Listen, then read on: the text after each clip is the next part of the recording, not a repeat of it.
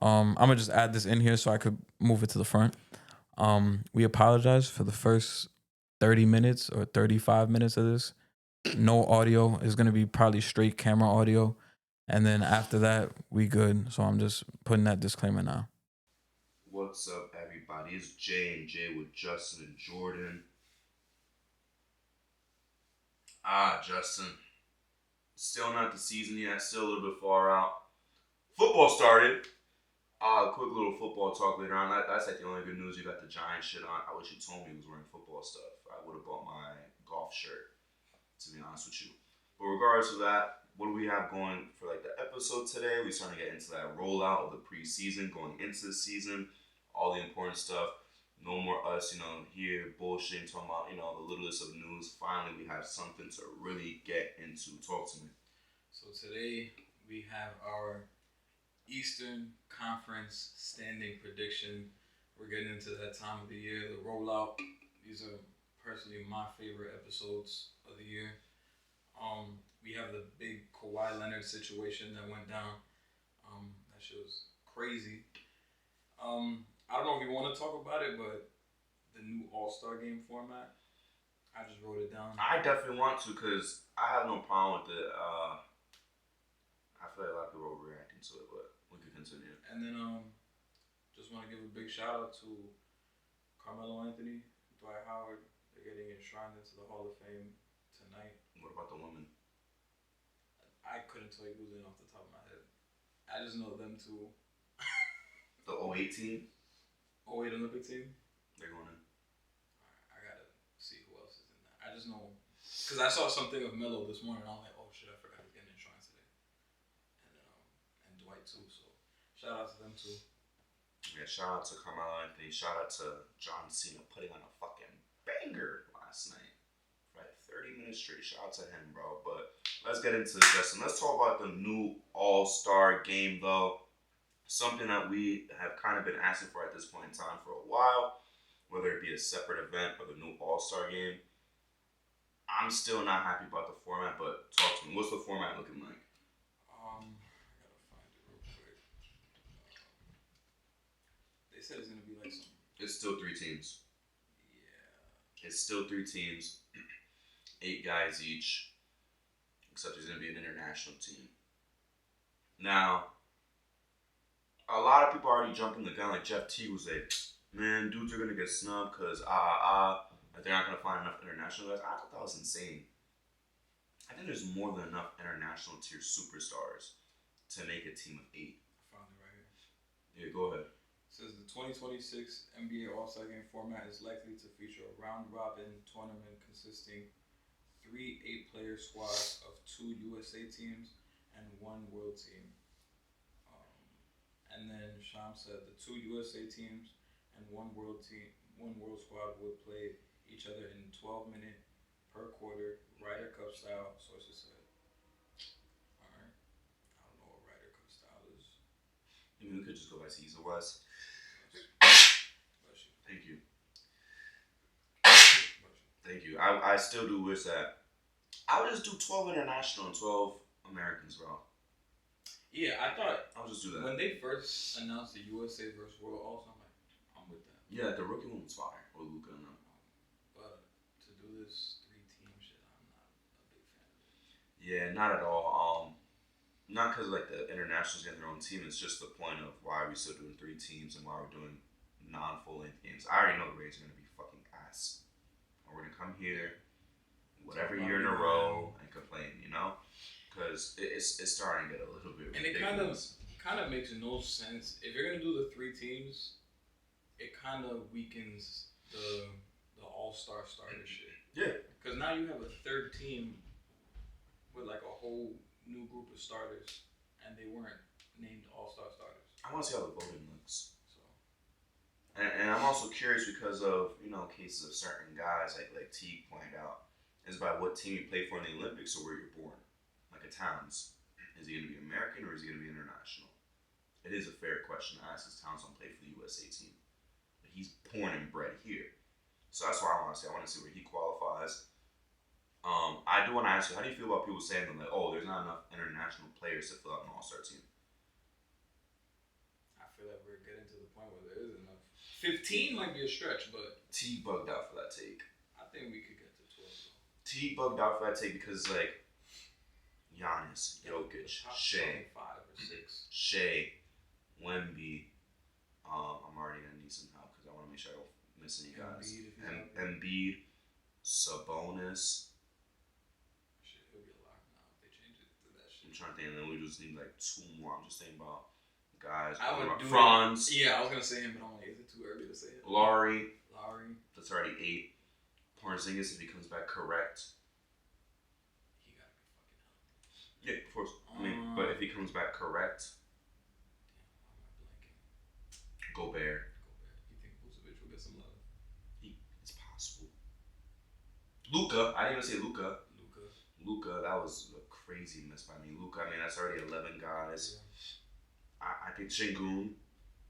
I think there's more than enough. Maybe this is Jamal Murray's one only chance to step into the All-Star game as a Canadian. RJ Barrett.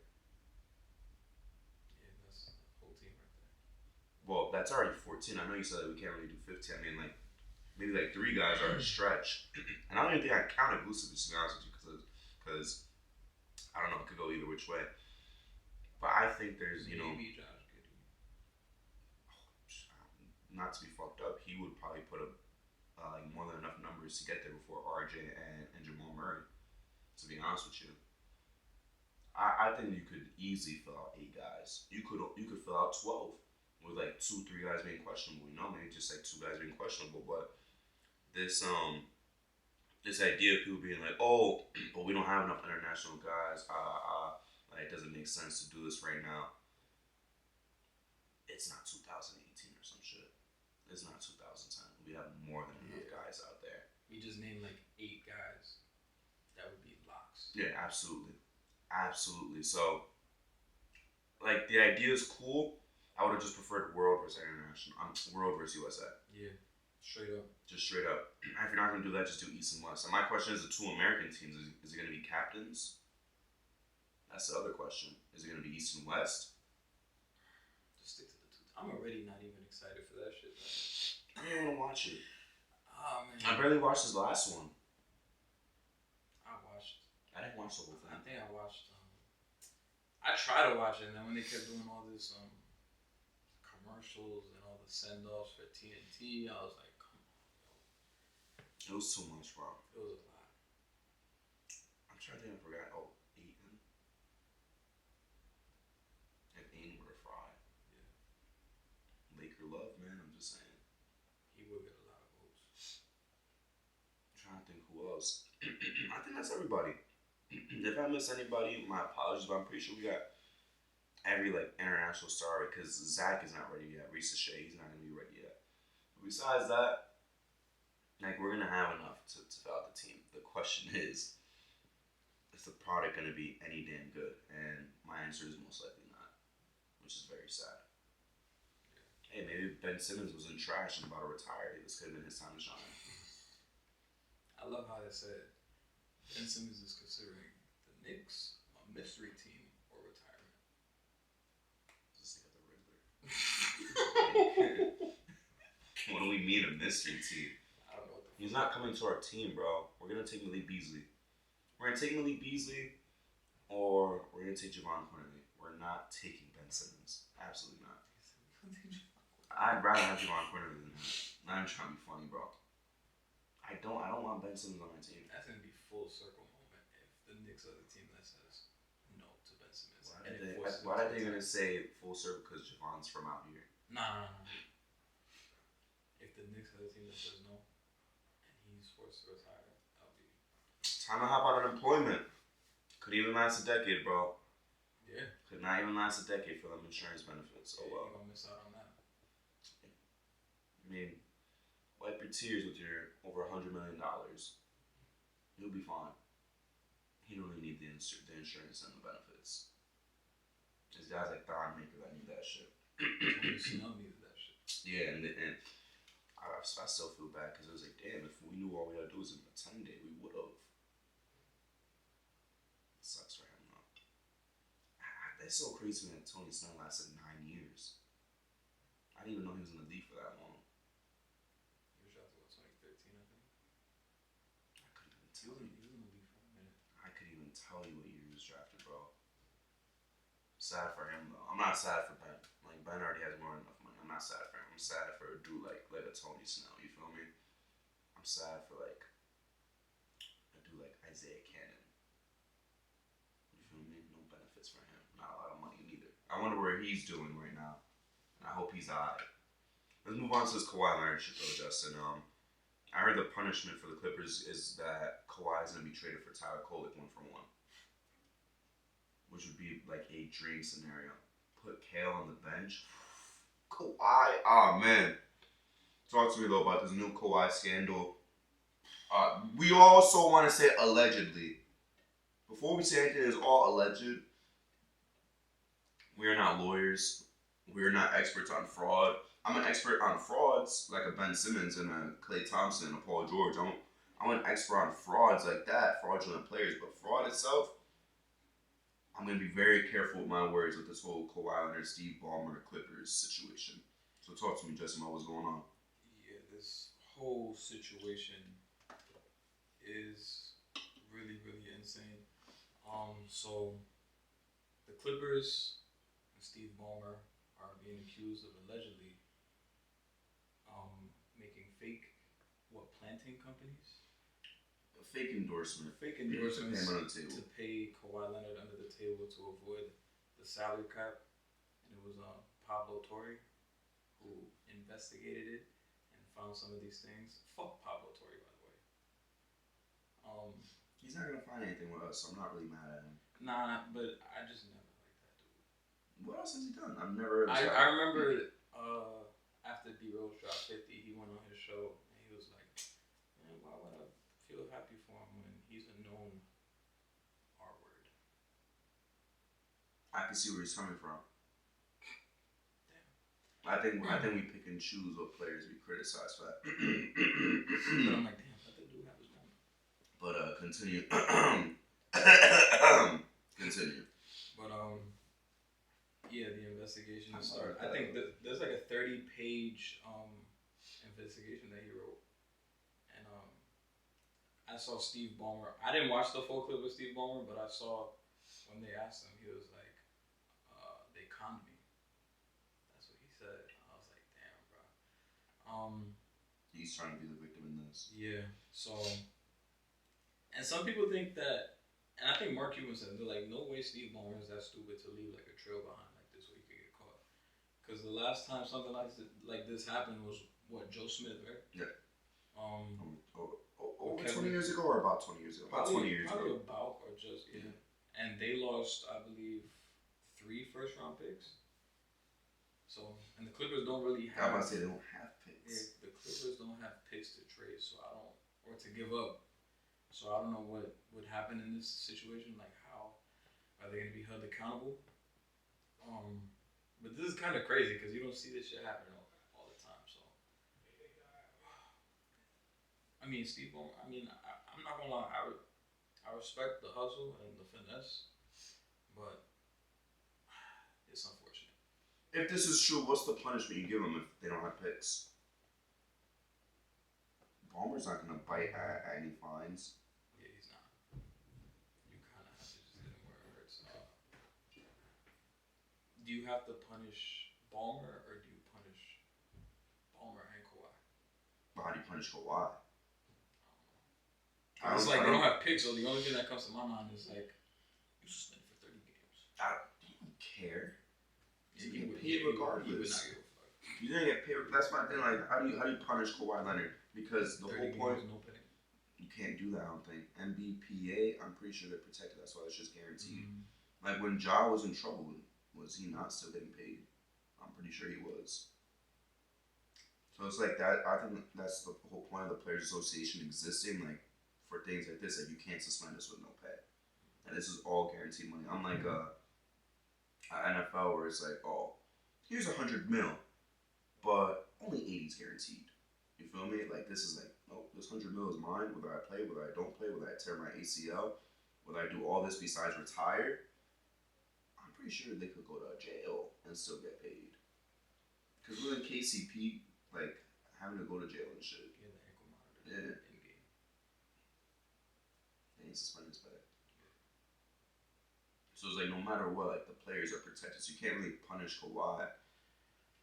I think you should be able to though if this is real. Like be like, yo, all that money that you have in the endorsements, we're gonna take that amount out of your annual salary. And didn't he also say Kawhi didn't show up to some of them endorsement shits? Yeah. The tweets are funny though, where it's like at the Clippers, they're like, every like this gets or retweet this gets, we're gonna plant a new tree for the Kawhi thing. And they did it more than once. They tweeted that shit out. I mean, I don't know how to suspend Ballmer. Like, can't force him to sell the team. That's extreme. Nah, and he's been doing a damn good job with this shit. It's not like he said that word or anything. Like listen, you're laughing. I'm being serious. Like Sterling, yeah. I forgot about that shit. I would never forget, bro. CP, Blake, all pulled up in their shirts. What shirts was they wearing? I think they were their jerseys inside out.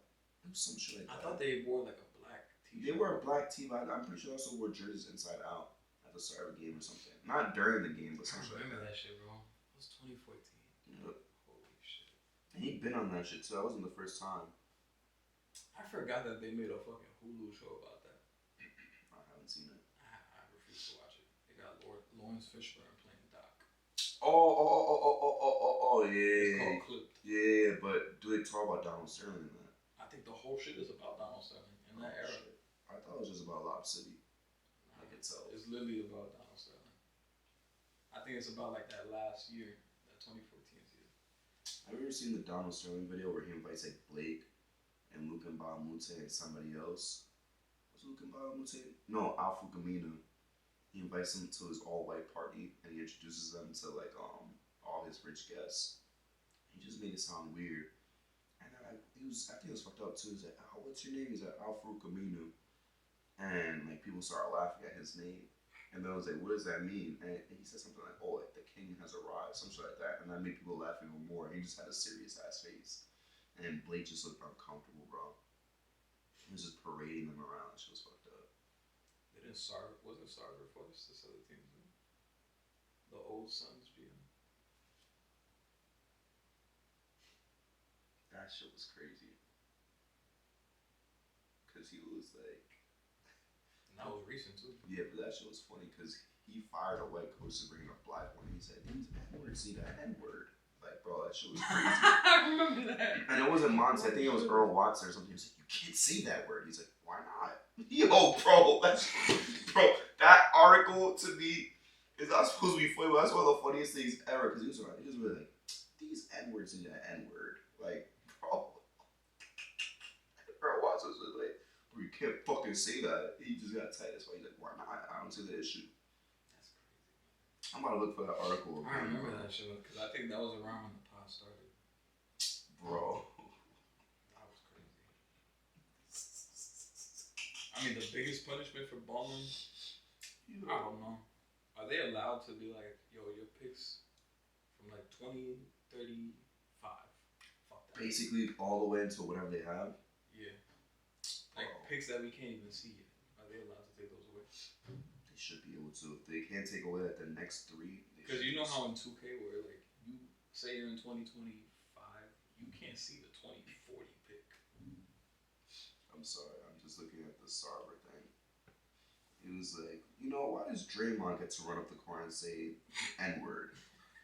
And then he kept saying it a couple times in a row. Watson was like, you can't say that. He's like, why? Draymond says it all the time. Watson's like, you can't fucking say that. And then he lies later on. He's like, I've never called anyone or any group of people the N-word or referred to anyone or any group of people by the N-word, either verbally or in writing. That is a crazy lie. Bro. He said, I responded by saying, I wouldn't say, then he said the word. He said, I would say that we're in a foxhole together because another player said the word. I wonder how, like, D-Book and, like, the Morris twins felt about that. Like, dudes like that. It's probably, yo, something is fucking wrong with this dude, bro. If I'm Adam Silver, though, and I do find out that Ballmer was complicit in this, I would absolutely, like you said, just take away whatever picks they have going on soon.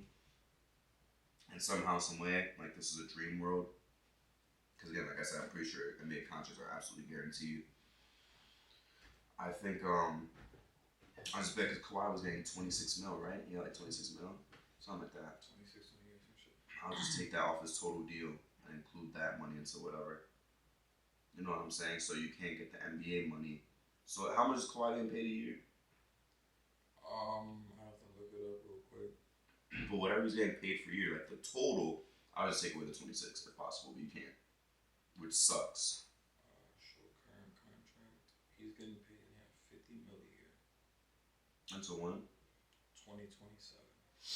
Damn, so he has 2 more seasons with the Clippers. I'm guessing he retires after that. But my thing is like, so you said 50 M's and then another 50 the year after.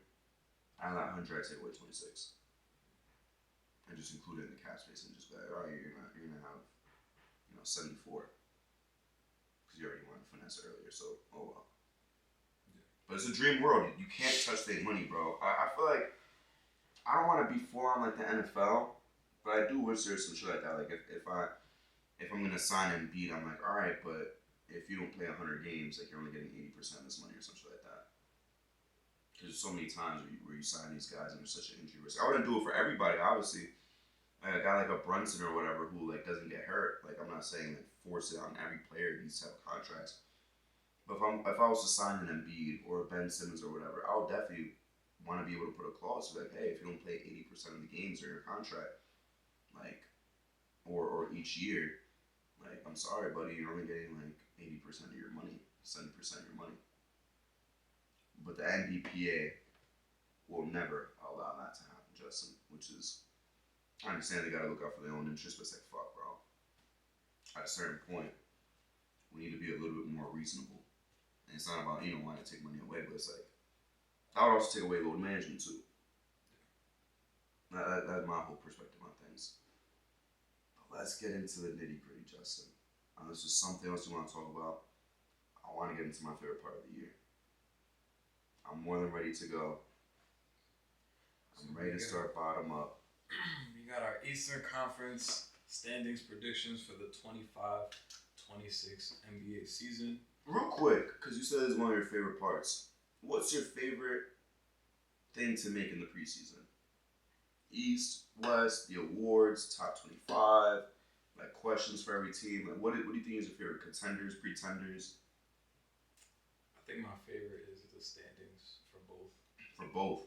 Because being able to watch last year's and see like what I got right, what I got wrong, and then I'm like, all right. I guess just looking forward to going back to last year's and seeing what I did. I like the West specifically. I'm not gonna lie. I like the West specifically in the top 25 to see like, did I have this guy in the right spot, so on and so forth. But also the fact that when it comes to the West, you don't know what happened. You thought the Clippers were going to be 13. I thought the Kings were going to be top 4, top 5. Colin thought the Spurs were going to make it to the playoffs or play in, and the Rockets were going to miss everything completely.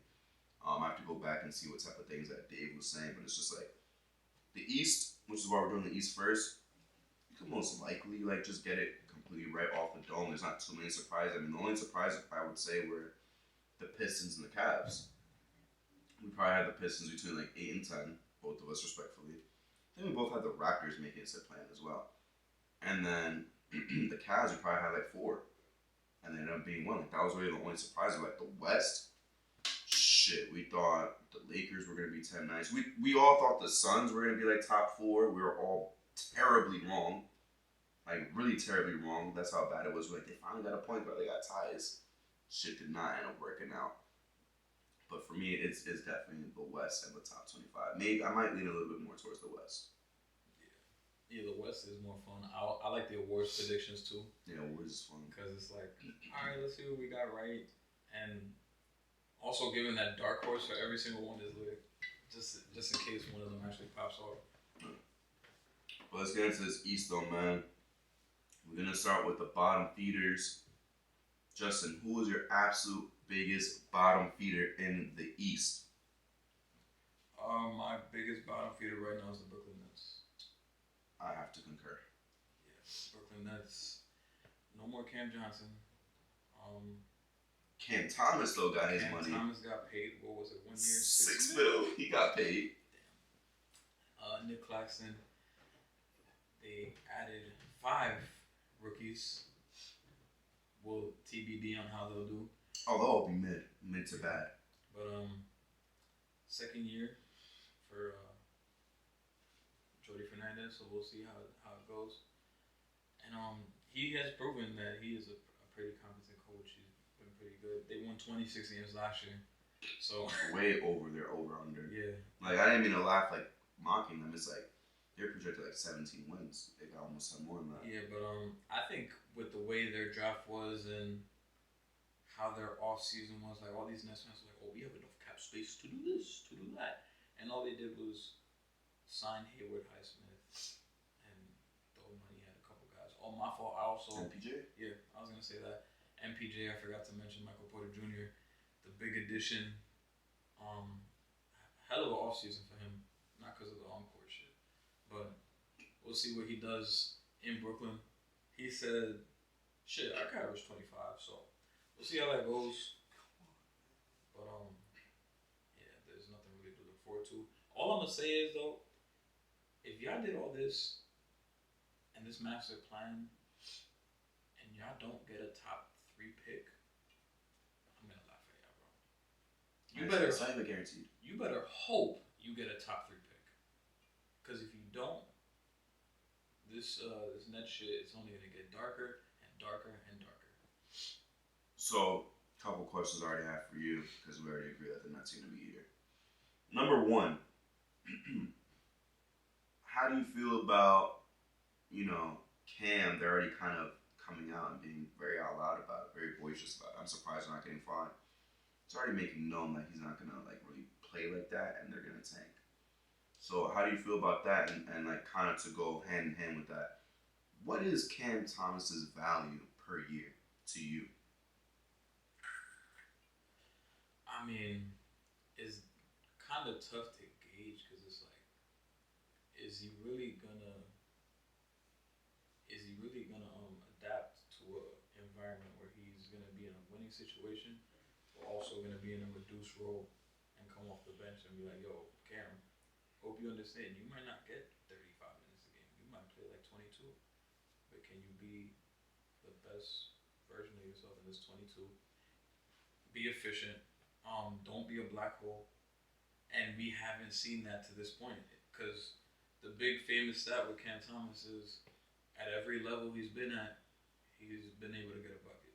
He's been a bucket getter. Oak Hill, LSU, the Brooklyn Nets. He's always been able to get a bucket.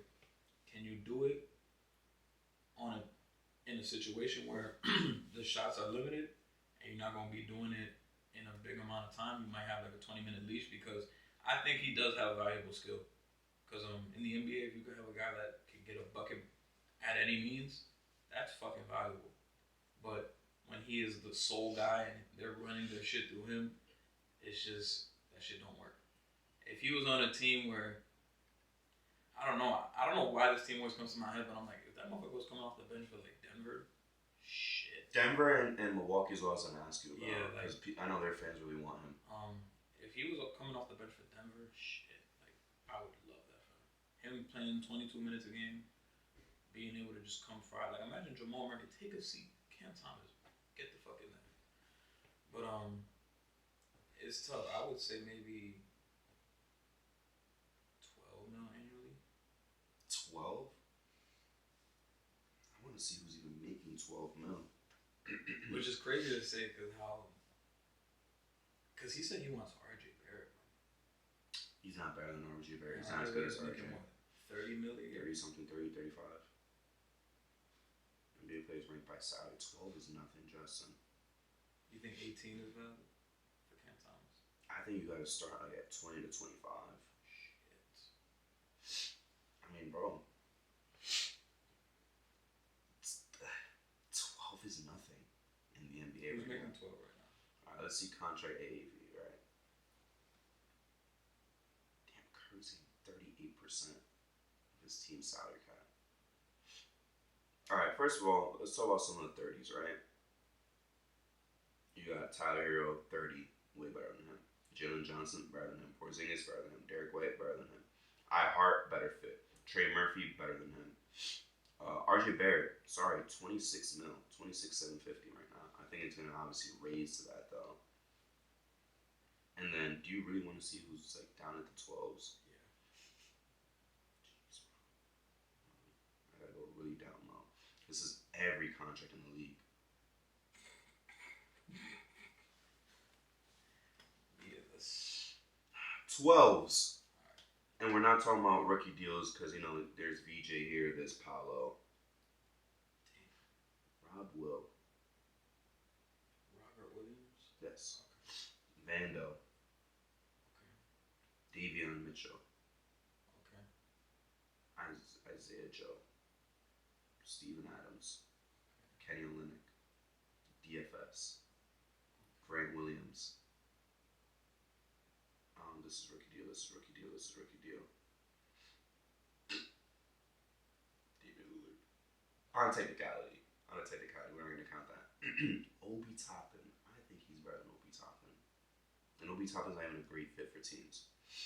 Dennis Schroeder, 14.8 mil. Bobby Portis, 14.5. Like now I'm starting to go up from 12 upsides. Now we're like in the 14s and stuff like that. By the way, TJ McConnell's going to get 11 mil. Steal. Mitchell Robinson, 15. That's kind of where it gets questionable, right? PJ just got paid. PJ's getting what, like 23 mil a year? 4 year 96, right?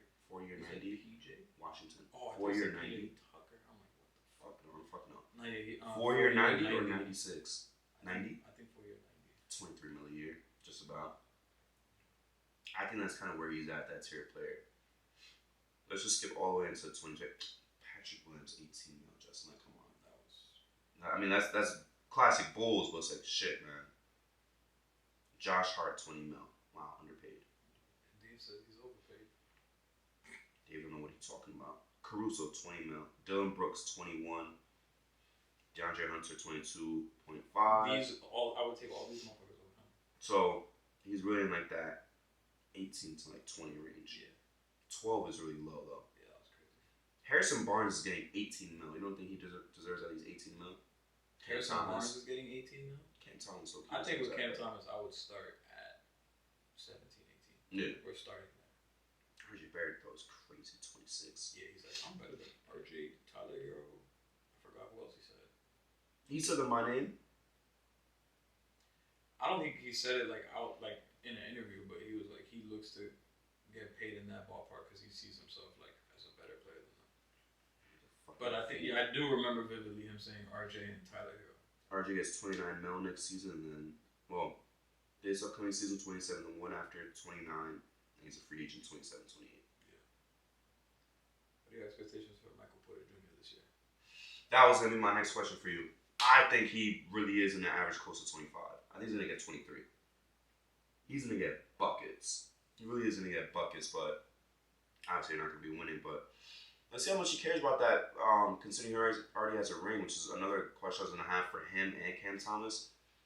I don't even think they care about winning, bro. Like Cam Thomas, I don't think he wants to win. I don't think he wants to be on the Bucks or on the Nuggets like we're talking about. He doesn't want that.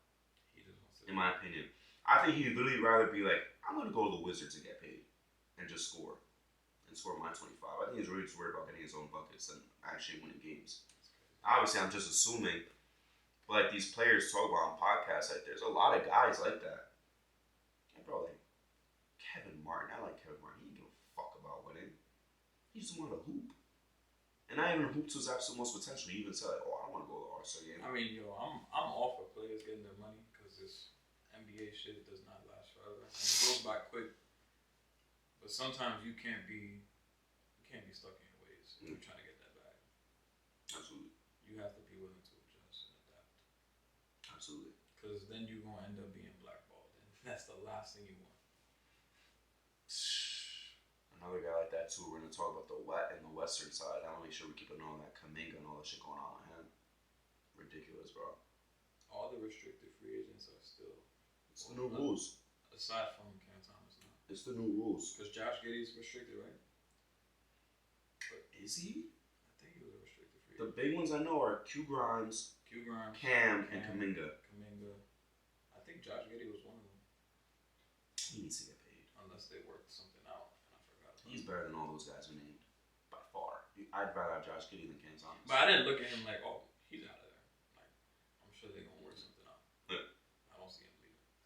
But Cam Thomas, I think he'd rather go out there and get 24 and lose than take a step back on the Nuggets, for example, and only average 16 and 15. I really do believe that.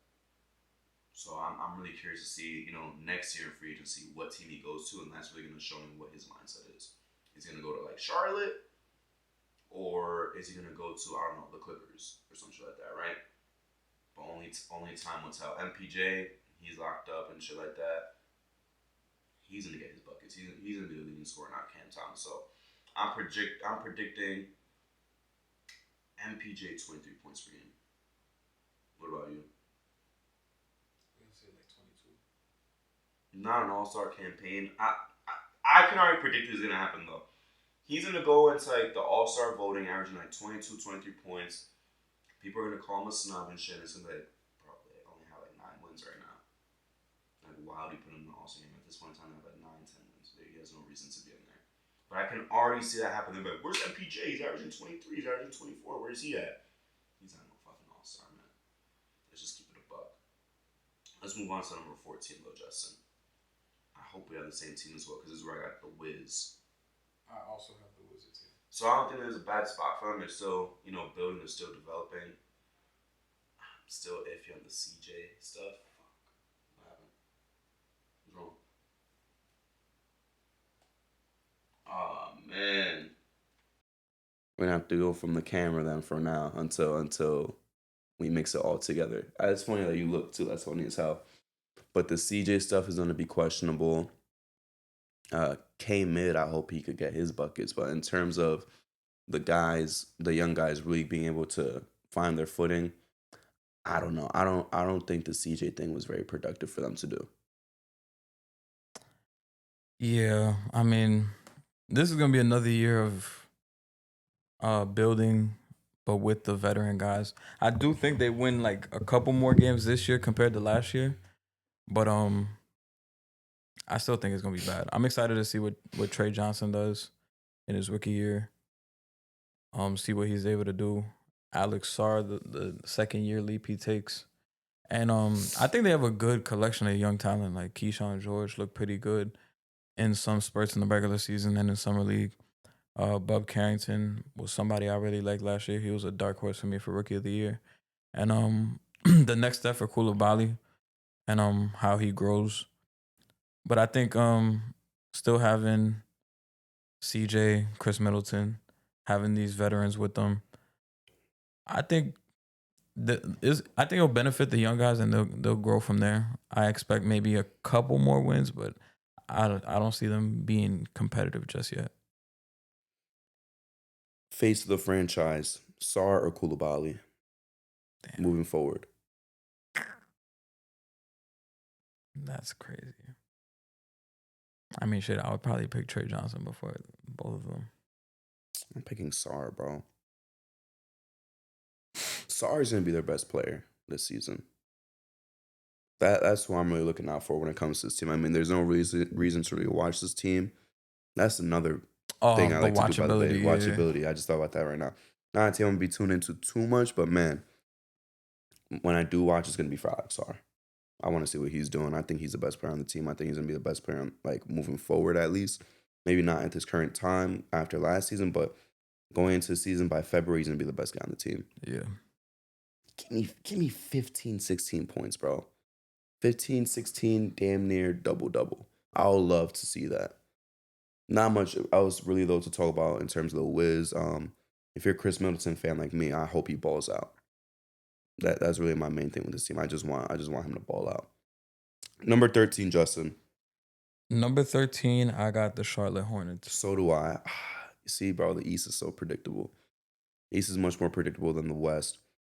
Still got, LaMelo. Still got B. Mills. I really want to see another B. Mills step forward as well. My thing with them, question, I guess, or so-called concern is how many games does LaMelo play? If LaMelo could play 65, we could see him in a play-in hunt. If he doesn't, if he's only going to play like 40-something, we already know they're going to be a bottom feeder. Yeah. They do have some other additions, though, to hold it down while he's out. But this team is not going anywhere. They're stuck in the same spot that they've been for the last like 15 plus years. You know, they had 2 playoff appearances in the last 15 years. They had a play-in appearance with LaMelo when he played a bunch of games. But man, it's just so depressing to be a Charlotte Hornets fan. Am I bugging or they made 2 plans with LaMelo? I think they made 2. I think they made 2. I think Trey sent them home in one. I don't know who sent them home in the other. Or was it Trey twice? Might have been Trey twice. It might have been Trey twice. I think they made 2 because I remember them being the 10th seed twice. I think Trey sent them and the Cavs home. Yeah. Yeah, he sent them both home. For the Hornet, yeah, like you said, it all really rides on LaMelo Ball and how many games he plays. Because if he does play like 65, 70 games, this team could be 10 seed, maybe a 9 seed. And I do like the additions they added: Con Knipple, Liam McNeely, Ryan Kalkbrenner, Sion James. I think all those guys are like, those are all guys that could play day one in the league. And they're pretty, I was gonna say established, but they're pretty like well-rounded team, but they're still young and they still have to like figure everything out. I think Charles Lee showed a good ability in his coaching. Brandon Miller also has to stay healthy, but I feel like this is the year that you kind of have to be like, all right, LaMelo,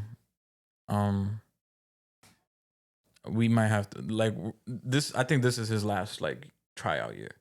Like if the motherfucker is not healthy or whatever, Damn. you might have to just move on, because it's like you low key have like a solid enough core right now. I mean, we haven't seen with these rookies yet, but I have no doubt in my mind that Con Knipple is going to be a good basketball player in the NBA.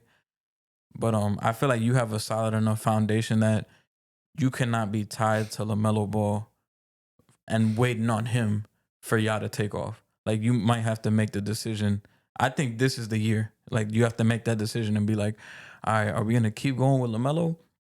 Or are we going to cut ties now and pivot and try to go to the next thing? Because hitching your wagon to him is going to be tough when he can't stay healthy. And that's nothing on him, because I fuck with LaMelo Ball. And he's a great player, but him not being able to stay healthy kind of fucking anchors them down. So I wish for a healthy season, because it just makes the East more competitive. But if he can't stay healthy, I wouldn't blame the Hornets for kind of cutting ties off of him. My only thing though is the reason I was trying not to laugh before while you're saying all that is LaMelo a top 5 Charlotte player ever. Kemba, who, I mean, Zoe, Larry, BD. Who would you take? Actually, LaMelo, Gerald Wallace. I was gonna say Gerald Wallace, Al Jefferson, LaMelo. Who would you take? I'm not putting Al Jefferson in that bitch, bro. Yeah, LaMelo. I fuck with Al Jefferson heavy, but I'm putting LaMelo. LaMelo just might make the cut. Because I'm taking Kemba, I'm taking Zoe, I'm taking Larry, and BD. Who got it worse? Some of the Browns. I think since you started watching sports. The Browns. At least the Hornets made the playoffs twice. I've only seen the Browns made the playoffs once. And that was their first time in the playoffs since like 94. And the thing is with the Mariners, for example, they didn't make the playoffs for like 20 straight years. They have some fucking legends, bro. They have A-Rod, they have Griffey, they have all these dudes. Basketball, like the Kings, at least they had C-Webb in them in the conference finals. I don't know how you could be a fan of this team, bro, to be honest with you. The Hornets, yeah. Yeah, if I was a Hornets fan, like, that's rough. I guess maybe you could throw the Pirates in there, but the Pirates had some good-ass years. They won like 94 games back-to-back years. It might be like the Browns, the Pirates, and the Hornets all in one category. Yeah. That's depressing, man. I wonder if the Jets is creeping up. 100%. 100%. They're getting there. They're just outside that bubble. They might already be in there. Because it's been what? Since 2010 they haven't made the playoffs? I might rather be a Pirates fan than a Jets fan. To be honest with you. I low-key want to do a video one day, but this might have to be some off-season shit. Like, it's still off season. Like ranking the worst fandoms to be a part of. Of the big three? Sorry, hockey. I don't know anything about hockey, but of the big three, I'm guessing. Yeah. Like, we rank, like, which team has it the worst? And we just, like, go from there. Oh, shit, man. I mean, we already just did it. The Browns. The Jets, the Pirates, and the Hornets. The Hornets is fucking horrible. I don't think it gets any worse than that, honestly. You throw the Bears in there, but the Bears aren't as bad as them. And the Bears are pretty fucking bad. Yeah, and I've seen the Bears make the playoffs, like, twice. And it's harder in football than in basketball. Yeah. So twice in basketball. The Bears made the playoffs with fucking Nick Foles. 2020. Bro, the Browns might really be the worst of the worst. The Browns is bad, bro. But the Jets are almost right Hugh there. Jackson went 0-16, still kept his job, and then went 1-17 the next year. Fire. Or 1-15. Fire. Yeah. And was still the coach. That's fucking fire. Respect. I want to see now if the Bobcats kept their coach from 7-50, whatever it was, 59. I'll never forget that. 7-59. I'll never forget that because me and D was kind of talking about it yesterday. I remember like the pre-draft interviews in like 2K12. I'll never forget I made a point guard and like I would go to their interviews and I would kill in the game in the rookie showcase. And they would be like, yeah, like we want to take you, but we have DJ Augustine. I was like, are y'all fucking for real? Y'all fucking suck. Y'all not going to pick me up after I just put like 20 and 10 on Kyrie's dome because of DJ Augustine? I no wonder y'all ass. That shit pissed me off, bro. Nah, I think, but I'll never forget those pre-draft interviews, bro. That was before all the Spike Lee and all this shit in NBA 2K. That's when it's just the rookie showcase and we're going to do some interviews for you. And they really said, like, yeah, we like you, but you might be the sixth man at DJ Augustine. Are you fucking serious? And they'd be like, how do you feel about coming off the bench for DJ Augustine? Yeah, I'll never forget that shit. I was like, no. I don't want to come off the bench for DJ Augustine. I just put up 20 and 10. Put some respect on my fucking name, bro. Number 12, though, Justin. This is kind of where it finally starts getting a little bit interesting. My number 12 is the Chicago Bulls. Mine as well. So we just 4 for 4 right now. Funny. I think everything changes After this. The Chicago Bulls, man. Another midseason incoming, 35 wins probably on the dot. 32 to 35 wins. Still no direction. Yeah, I was about to be like, man, they've been a playing team for so long. Why don't I put them at 10? But then I'm like, oh, wait, Zach's not going to be here for the start of the year. Mm-hmm. So, yeah. No Zach, no DeMar. No Zach, no DeMar. Maybe Vooch finally gets traded. You saw that alert when it was like, Vooch retires. And it was like, from Montenegro basketball. And all everybody in the replies, and it was the Dunk Central too. It wasn't like no Centel or nothing like trying to troll. Everyone in the reply was like, oh, I got so happy. I thought we was finally free of him in his contract. I was like, ain't no way he retiring from the league right now like that. I'll never forget that day when the Bulls traded for Vucevic and every Bulls fan, sorry, Nick, but they were like, let's fucking go. I don't blame them. Oh, man. I don't blame them. I'm not going to lie. I was kind of jealous at that point in time. And I was like, damn, bro. And I think this was 2020. I think the Knicks were already, that was that first year where Julius Randle was wilding. So we was making the playoffs, but I was kind of jealous because I was like, damn, bro. But, damn, man. Franz Wagner is going to be haunting Bulls fans for years. Good. Should stay that way. Yeah. But, fuck the Bulls. Yeah, no direction. I was thinking about it the other day. I was like, the Bulls need another fucking, like, high flyer electric motherfucker because they need everything. They need everything.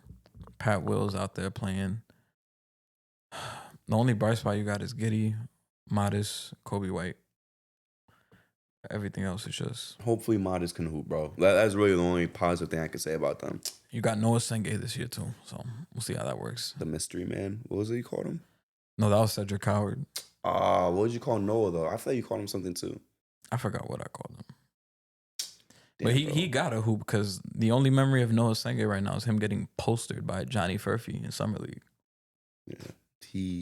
I was about to use a term, but yeah, he got demolished. Yeah. He got absolutely demolished right there. Yeah.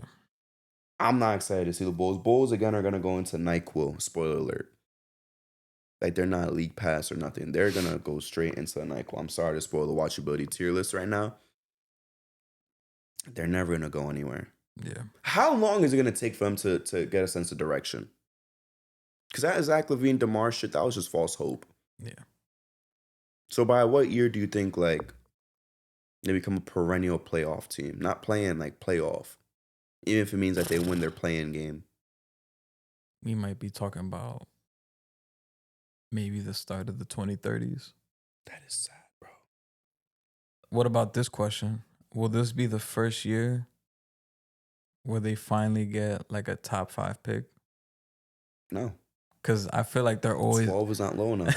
They're always at, like, the 8 to 12 range, I feel like. Think about it, man. That's 3 teams already below them in the East, and there can possibly be 2 in the West. That's true. They're not getting a top 5 pick. So at the worst, they'll probably get, what, the 7th, 8th pick? Like always. Yeah. They always at like 6 to 9. I remember... Same how we used to be. And that shit hurts as a fan. Yeah. When you constantly get in, like, the fucking 7th pick, 8th pick. Because I think Kobe White was, like, the 7th pick.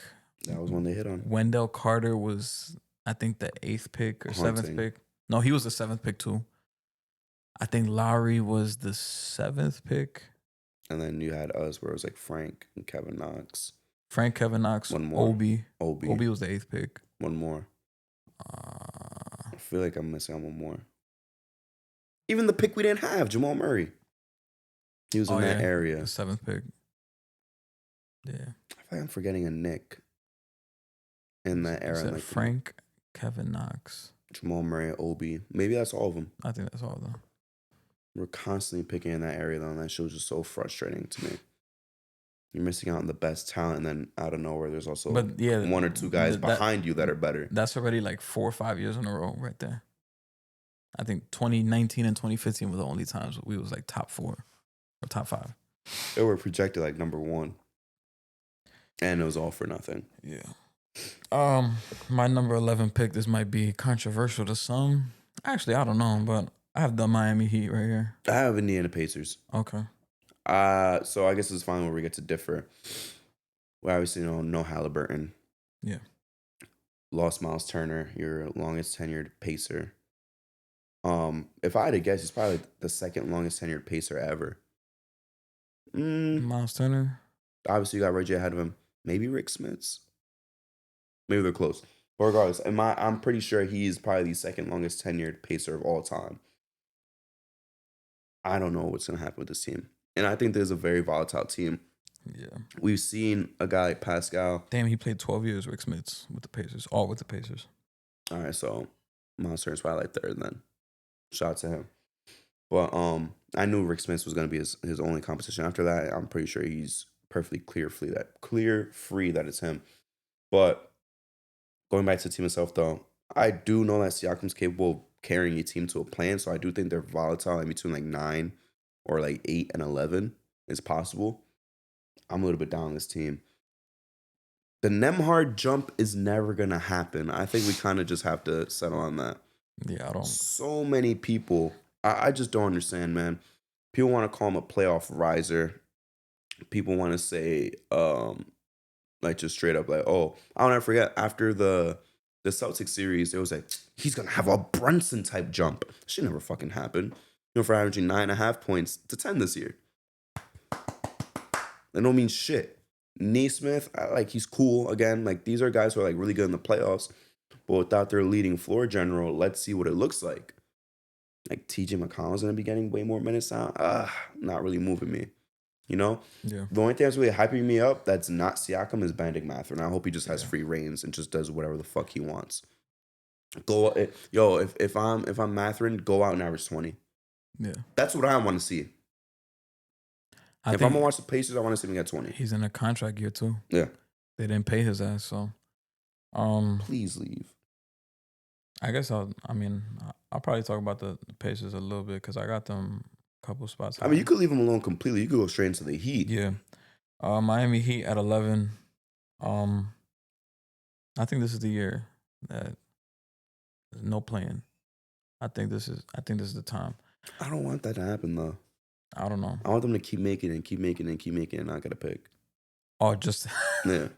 Yeah, it makes sense. But I just have them here because we'll just see how it goes. They didn't really have any off-season moves. They did draft Kasperas Jakuchonis. Fuck the Nets again for passing on him twice that he fell that far. So I do like that addition. But this team still has no point guard. Davion Mitchell, I like him, but I don't view him as a point guard. He's kind of just like a pesky defender who ain't really a point guard. He's just a guard. I know from first experience. Yeah. Tyler Hero's kind of still running that point, which I wouldn't really want him to do. And then Andrew Wiggins, maybe you think he's more accustomed to this team after having a training camp and full season with them now. But you got to hope and pray that Bam Adebayo steps up and does his thing because last year was very underwhelming on his standards. And I think the one thing I'm pretty excited for about this team is what Khalil Ware looks like in year 2. Because I have some Heat fans telling me that this dude is the next superstar. And I liked him coming off the draft, but I didn't think he was a superstar. So we'll see how it goes from there. But it's going to be tough because some of the teams, especially in your division, are a lot stronger than they are. Division don't matter. It don't. But I wish it did, but I think some of these top of the conference, Eastern Conference teams, and some of the guys in the middle got slightly better. So it's like where they would kind of try to hover at in that 6 to 8 range or 10 to 8 range. It gets a little frisky. And all it takes is one injury for Bam, Tyler Hero, and that's it. That's all it could be. So I think they just gotta hope and pray that Bam has a better season. Can Tyler Hero replicate his all-star season again with all this scouting? And everybody knows, oh, Miami's coming to town. We put in our best guys on Tyler Hero. How is Bam going to respond to that offensively? How is Tyler Hero going to respond to that? So it's just a lot of questions. If there's anybody that can prove me wrong with this shit, it is Eric Spoelstra. But I'm going to put them at 11, just missing the play-in. Because to me, this team is, until changes are made, this is a play-in team or like hovering play-in like until further notice. Now I'm going to talk about the Miami because this is where I have them at 10. Okay. I still think they're going to win 37, 38 games, which is going to be, enough to get into play-in when it comes to the East and the West. That shit don't cut it, but 37, 38 is going to be more than enough. They're not going to be a over 500 team or anything like that, but it's just that the teams below them are just going to be so much more worse than them that they're going to fall in there by default, not by choice. Like I hear what you're saying with Tyler Hero. I hear what you're saying with Bam and all this stuff, but I think that just shows me that they're going to have at least enough talent to make it, bro. Kicking and screaming, yeah, but they're going to have enough talent to make it. Am I going to? Fuck it. You know what? I'm going to do it, even though we've talked about it every single year.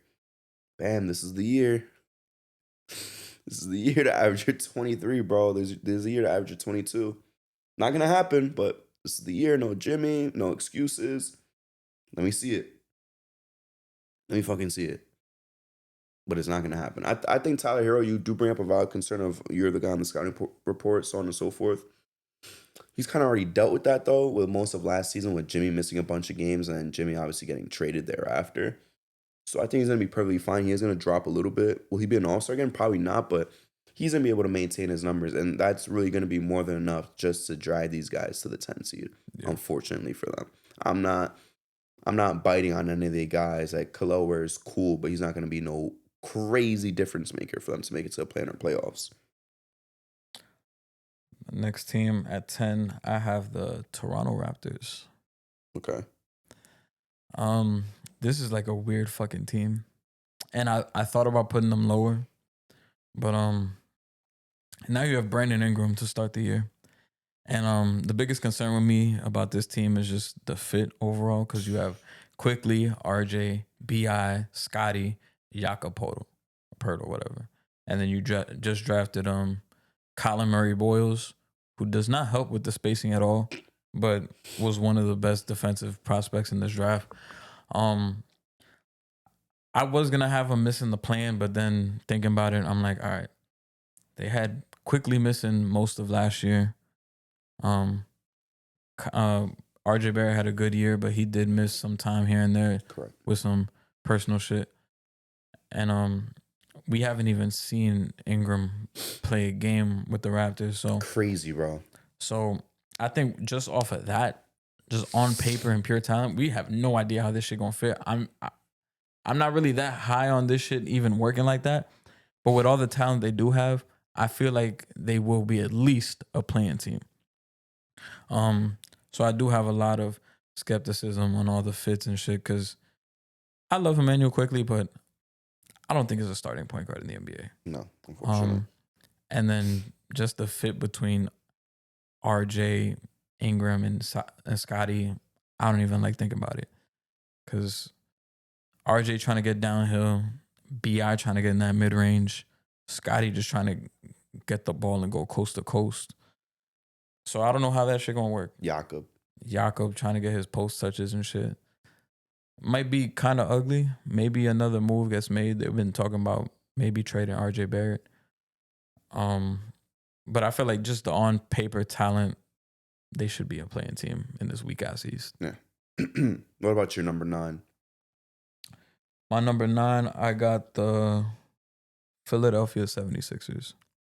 Fair enough. This is where I have the Raptors. I'll let you take the floor first with Philly. Philly, I know everybody's a little bit higher on them this time around. I love that take that we had last year, that we ain't scared of this team, sleeping with the AC on and shit. Was better that or me telling Dequan, which he still owes my Henny bottle? He should bring it in next episode. Oh, yeah. I mean, if he's confirmed for next episode, he better bring that shit next episode, because I told y'all Paul George was not going to average no 20 points per game. Yeah. And I sound like a madman, but it came true. Yeah. Bro didn't even average 19, I'm pretty sure. He was well below 20. I think he averaged like 16. Embarrassing. Yeah, I mean, the additions they brought, they drafted VJ. Jared McCain will be coming back. So I guess for Sixers fans, there is a lot to be hyped for, but there are some reports of Joel Embiid is still not even 100% to start the season, and that's a big concern, because if that motherfucker is not 100%, this team ain't going nowhere. And this team has championship aspirations. Still. Okay. So, and Paul George just had the worst year of his life since probably his second year in the league. So, and his career. Of his career, yeah. Of his life is crazy. Yeah, his life is crazy. And I know some people are like, no way Paul George has a shitty year back-to-back years. And I'm like, yeah. He's 35. And I think what we saw last year, we're probably going to see it again this year, because he's another guy who's always banged up. He's only getting older. He's going to be asked to do a little bit more now, since Embiid's always going to be up and down. And shout out, I forgot who said it, but shout out to them. When the schedules came out, I forgot who said it, but they said the Sixers have the most back-to-back games out of everybody in the league. They did that shit on purpose, man. And you know damn well, and didn't Joel say last year at the start of the year, when he put out that shit, he's like, I'm not playing back-to-backs anymore for the rest of my career. I don't blame him. Or he said, I shouldn't play back-to-backs, some shit like that. I don't blame him. And you know Paul George, he don't want to play back-to-backs either. So if that's the approach, like you said, you don't blame him, but that's going to set a tone. You're going to start dropping unnecessary games on back-to-backs, and that's going to affect you in the standings. And when you're lower in the standings, because everybody's always saying, put Embiid in bubble wrap, get him good for the playoffs. Just have him healthy for the playoffs. After watching this past playoff run, I'm sorry, bro. You have to be like an Iron Man, bro, because to play 4 straight rounds, it's tough. Even to play 2 tough-ass rounds, like first and second round, it is tough. So this idea of, oh yeah, we're just going to play shit cool throughout the whole season and then just have them go in the playoffs, that shit's not going to work, especially depending on the player. And it's also bad to do when you're just keeping it cool and just ramp up just all to the last couple weeks of the season and into the playoffs. You have to build that. And I've been saying that since last year, especially with this new iteration of Philly, of the Sixers. You have these young guys like Edgecombe, McCain. They're looking at Embiid. They're looking at Paul George. They're starting to look at Maxey now. How are we going to set the tone? You're going to set an example by sitting out these games. I know Embiid went through his injuries and shit like that, but this is something that they see. And if you're trying to be a championship team, you can't have that. And it's hard to win. It's hard to win like multiple. It's hard to play until June. Like if that's your aspirations, it's hard to do that. And we saw everybody in the playoffs is banged up, but there's no excuses. So it's going to be tough, especially with all that news, but I got them at 9. Man, I'm going to talk about Philly a little bit later and kind of go back and forth with those points, but this is where I have the Raptors. Raptors get back into playing. Everything you really said, I already concur with. I guess my question for them is there going to be an odd man out this season, or they're going to fully play it out and then decide that in the offseason / next season? Because like I told you, after this season, it's going to be RJ's last year. 26-27 is his last year. Mm-hmm. I think RJ's on the move next summer. I think he's the odd man out. Unfortunately, even though he's, in my opinion, the best player on that team, which is, again, going to be controversial, but I think that he pretty confidently showed that last year. He, expanded on the playmaking skills. He was getting his own fucking buckets whenever he wanted. The main concern, though, was like IQ would be out. Scotty would be out. They'd never all be out together, like... It was just him and Pirtle out there. Just him and Pirtle. And, he was being blamed for the losses. Like, RJ's... It was going down to the wire with the Celtics. Yeah, it's like, they're losing because of RJ. It's like, bro, RJ's got 24, 6, and 8. 8 of those being assists, by the way, with nobody out there. Let's put some respect on this man's name. I also want to see... this is my other question for them. Who's going to make the All-Star game out of them 3? That's my real question. Is it going to be Scotty, who's the so-called face of the franchise just because he got drafted there? Is it going to be the hometown kid and RJ Barrett, who's the best player there? Is it going to be B.I., who, I don't know, maybe he puts up a phenomenal scoring season? And who has to take the step back?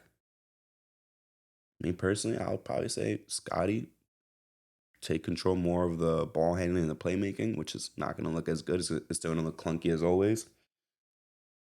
But I'd rather him take the step back in terms of scoring than RJ Barrett or Brandon Ingram in terms of those 3. But they're still going to have more than enough to get into the play-in. It's not going to look pretty at all.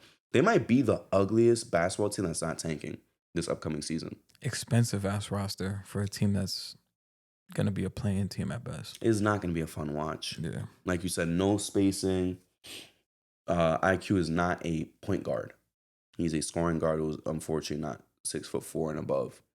He's just way too short. He's only a point guard just because of his size, but we know what his real game is like, and it's not elite enough. He's not an elite scorer to where it's like you can kind of excuse that. Yeah. I would love to see quickly pick up some playmaking skills and be the primary playmaker and ball handler, but I don't see it happening, unfortunately. Yeah. Let's get into this number 8, though. The real important times, that top 8. My number 8, I have the Indiana Pacers. This is where I have Philly, and I'm going to go into Philly right now. I know what you're saying about building bad habits with this Embiid stuff. He's beat the fuck up. Paul George shouldn't be sitting out these back-to-backs. Maxey shouldn't be sitting out these back-to-backs. And if they see Embiid's doing it and they're thinking like, oh, then I should too. Embiid has done a lot for this franchise in this city. Like, to the point where he would go out there and die in the fucking court if he had to. Let's give the man a little bit of grace, man. Like, I really don't blame him if he doesn't play back-to-backs ever again. I don't blame him at all. I know you're saying they're going to drop those games, so on and so forth. Well, maybe his teammates should pick up the fucking slack. That's the thing. I don't know if they could pick up the slack. That's the thing, but it's like, do your best player a favor and do that shit. Like, I know Maxey could ball out, but it's like... Is Paul George going to step up? Is VJ going to do his thing? Is Jerry McCain going to be the same as last year? Can McCain and Maxey coexist? This is something kind of that I wanted to bring up too, but I want to wait until later. This lineup's going to be small as hell. Hell yeah. Super small. They're going to get fried. Are we really going to see a Maxey, McCain, VJ, PG, and Embiid lineup out there? Ew. That sounds disgusting. I think VJ should come off the bench. I think he's going to start. Actually, not day one. Low key, McCain might have to come off the bench too. I think they both should, honestly. They should both come off the bench, right? But the replacement level players aren't that good. That's going to be starting ahead of them. You know, that's the only issue. But it's like, I think we're going to be seeing those lineups to close, man. And that lineup to close is going to get burned. Even 2 of those 3 guys being on the floor together is going to be bad. And you have to have 2 of them out there. That's why, you know, I like VJ. There's nothing against him. I don't know if he was the right pick, unfortunately. Like, you already have a very small backcourt. VJ was already like a confusing because it was like he's not a point guard, but he's also like 6'4". Yeah, I was about to say he's 6'4", and we're gonna throw him at small forward. Yeah, and you're not really that confident with his shooting, so we gonna see. Yeah, I'm gonna be tuning in for this Tyrese Maxey. And you asking him to be your POA defender as a fucking 20-year-old, 6'4". Good luck, buddy. Yeah, go guard. Go guard Luka. Go guard Ant. Go guard Shea. That first game against Ant is gonna be disgusting. Ant's gonna drop 38. Yeah. And Paul George's not gonna do nothing. Fuck that. Let's see how he does against Cam Thomas. You laughing, but Cam Thomas. But here's why I'm laughing. Not because of his skill level. He's only gonna play 20 minutes. Like, I'm like, shut it down. We're winning. We're winning. Shut that shit down. We're up by 4. We gotta scale it back. I forgot what else I was gonna say about Philly though. Nah, actually, I was gonna say, how do you think VJ would do against Peyton Pritchard? Bro, he'll be fine. Payne Pritchard's not gonna light him up for 25. Stop, bro. Come on. He's not gonna do all that. He's not gonna go 25. He's not gonna grab no fucking 25. I might put that game on my calendar, yo. The Celtics versus the Sixers. Peyton Pritchard, 25. All right, bro. Talk to me about Indy. I can't believe that's what you're setting out to look for. Indy, I got him at 8. I know Halliburton gonna be out all year. Miles Turner went to the division rival. Yeah, like divisions even matter in NBA. I would just say rival. They are rivals though. They are rivals, but division rival just sounds funny as hell. Yeah, it just sounds funny. But I still think this team will be a playing team. Just because how Rick Carlisle coaches. And I feel like this team is gonna continue to play hard under Rick Carlisle. And I think they might surprise some people. I think some people might expect them to just drop off. And I don't really think that of Indiana. Cause remember that stat that came out that for a long period of time, this team has always been in the playoffs. Like they never had like a top 5 pick. They've never had a number 1 pick. The highest pick they've had was Mathurin, I'm pretty sure, who was a 6 pick. Are you serious? Who? I don't know. If you could find it, let me know who's been a higher draft pick. Cause I know they never had a number 1. They never had number 1. Mathurin was number 6. Paul George was the 10th pick. He was 10. Danny Granger was outside though. Yeah, Danny Granger was like 18. But I don't remember them having like a top 5 draft pick in my lifetime.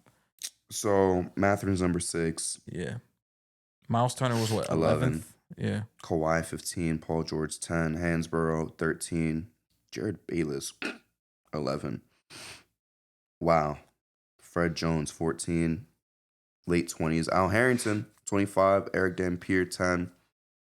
Wow. What pick was Reggie? He was 11. Yeah. George McLeod. Shout out to him. Dale Davis. George McLeod, by the way, number 7. Dale Davis 13. We in like the 80s right now. Hey. Here we go. Chuck Pearson? Number 4, Chuck Person. Chuck Person. They had a number 2 pick. Never heard of this guy. I wouldn't say he didn't pan out. He was okay. Have you ever heard of Wayman Tisdale? Yes. He was the number 2 pick. I've never heard of this guy. What draft was that? 82? 85. So they So we missed out talking on about- Patrick Ewing. And Chuck Pearson was what draft? 87? So we're talking about them not having. 86. They haven't had a top 5 pick since 1986. And I thought about that. I'm like, yo, my whole time watching basketball, the Pacers have never been ass. They've always been competent, like making the playoffs.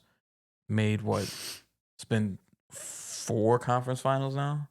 Since we've been watching it in the last 25 years, a fuck ton. Yeah, so I don't. 2 finals appearances in the last 25 years, maybe like 5, 6 conference appearances. I don't think that's gonna change now. I think they're gonna keep going with that, and I think they are gonna play hard. I also, like you, don't think Nembhard is gonna have this Brunson jump this year, but I do think he's gonna play well. I'm hoping for Mathen to play well too. I think Siakam is gonna have a big time year. I could see him averaging like 23 a game this year. So I still think they'll play really good this year, and maybe TJ McConnell has some growth, and maybe you give the young guys more reps now. Now you have Johnny Furphy who could play more. Jarris Walker could potentially play more, and we'll see from there. So I still think they'll play hard. I think they'll still be an 8th seed. Can you just listen to his name real quick? What? In 1984, in the second round, the Indiana Pacers selected Devin Durant with 2 R's. I've never seen that before. By the way, they also had another number 2 pick, Steve Stepanovich. Never heard of him. Never heard of him either. He made the all-rookie team. Played center. Averaged 13 and 8 for his whole career, but he only played 5 years. I'm guessing injury? Yeah. I guess he had a bad injury. I remember Wayman Tisdale, and I remember Chuck Person. Chuck Person, I know. I remember Chuck Person because my uncle had him in my team.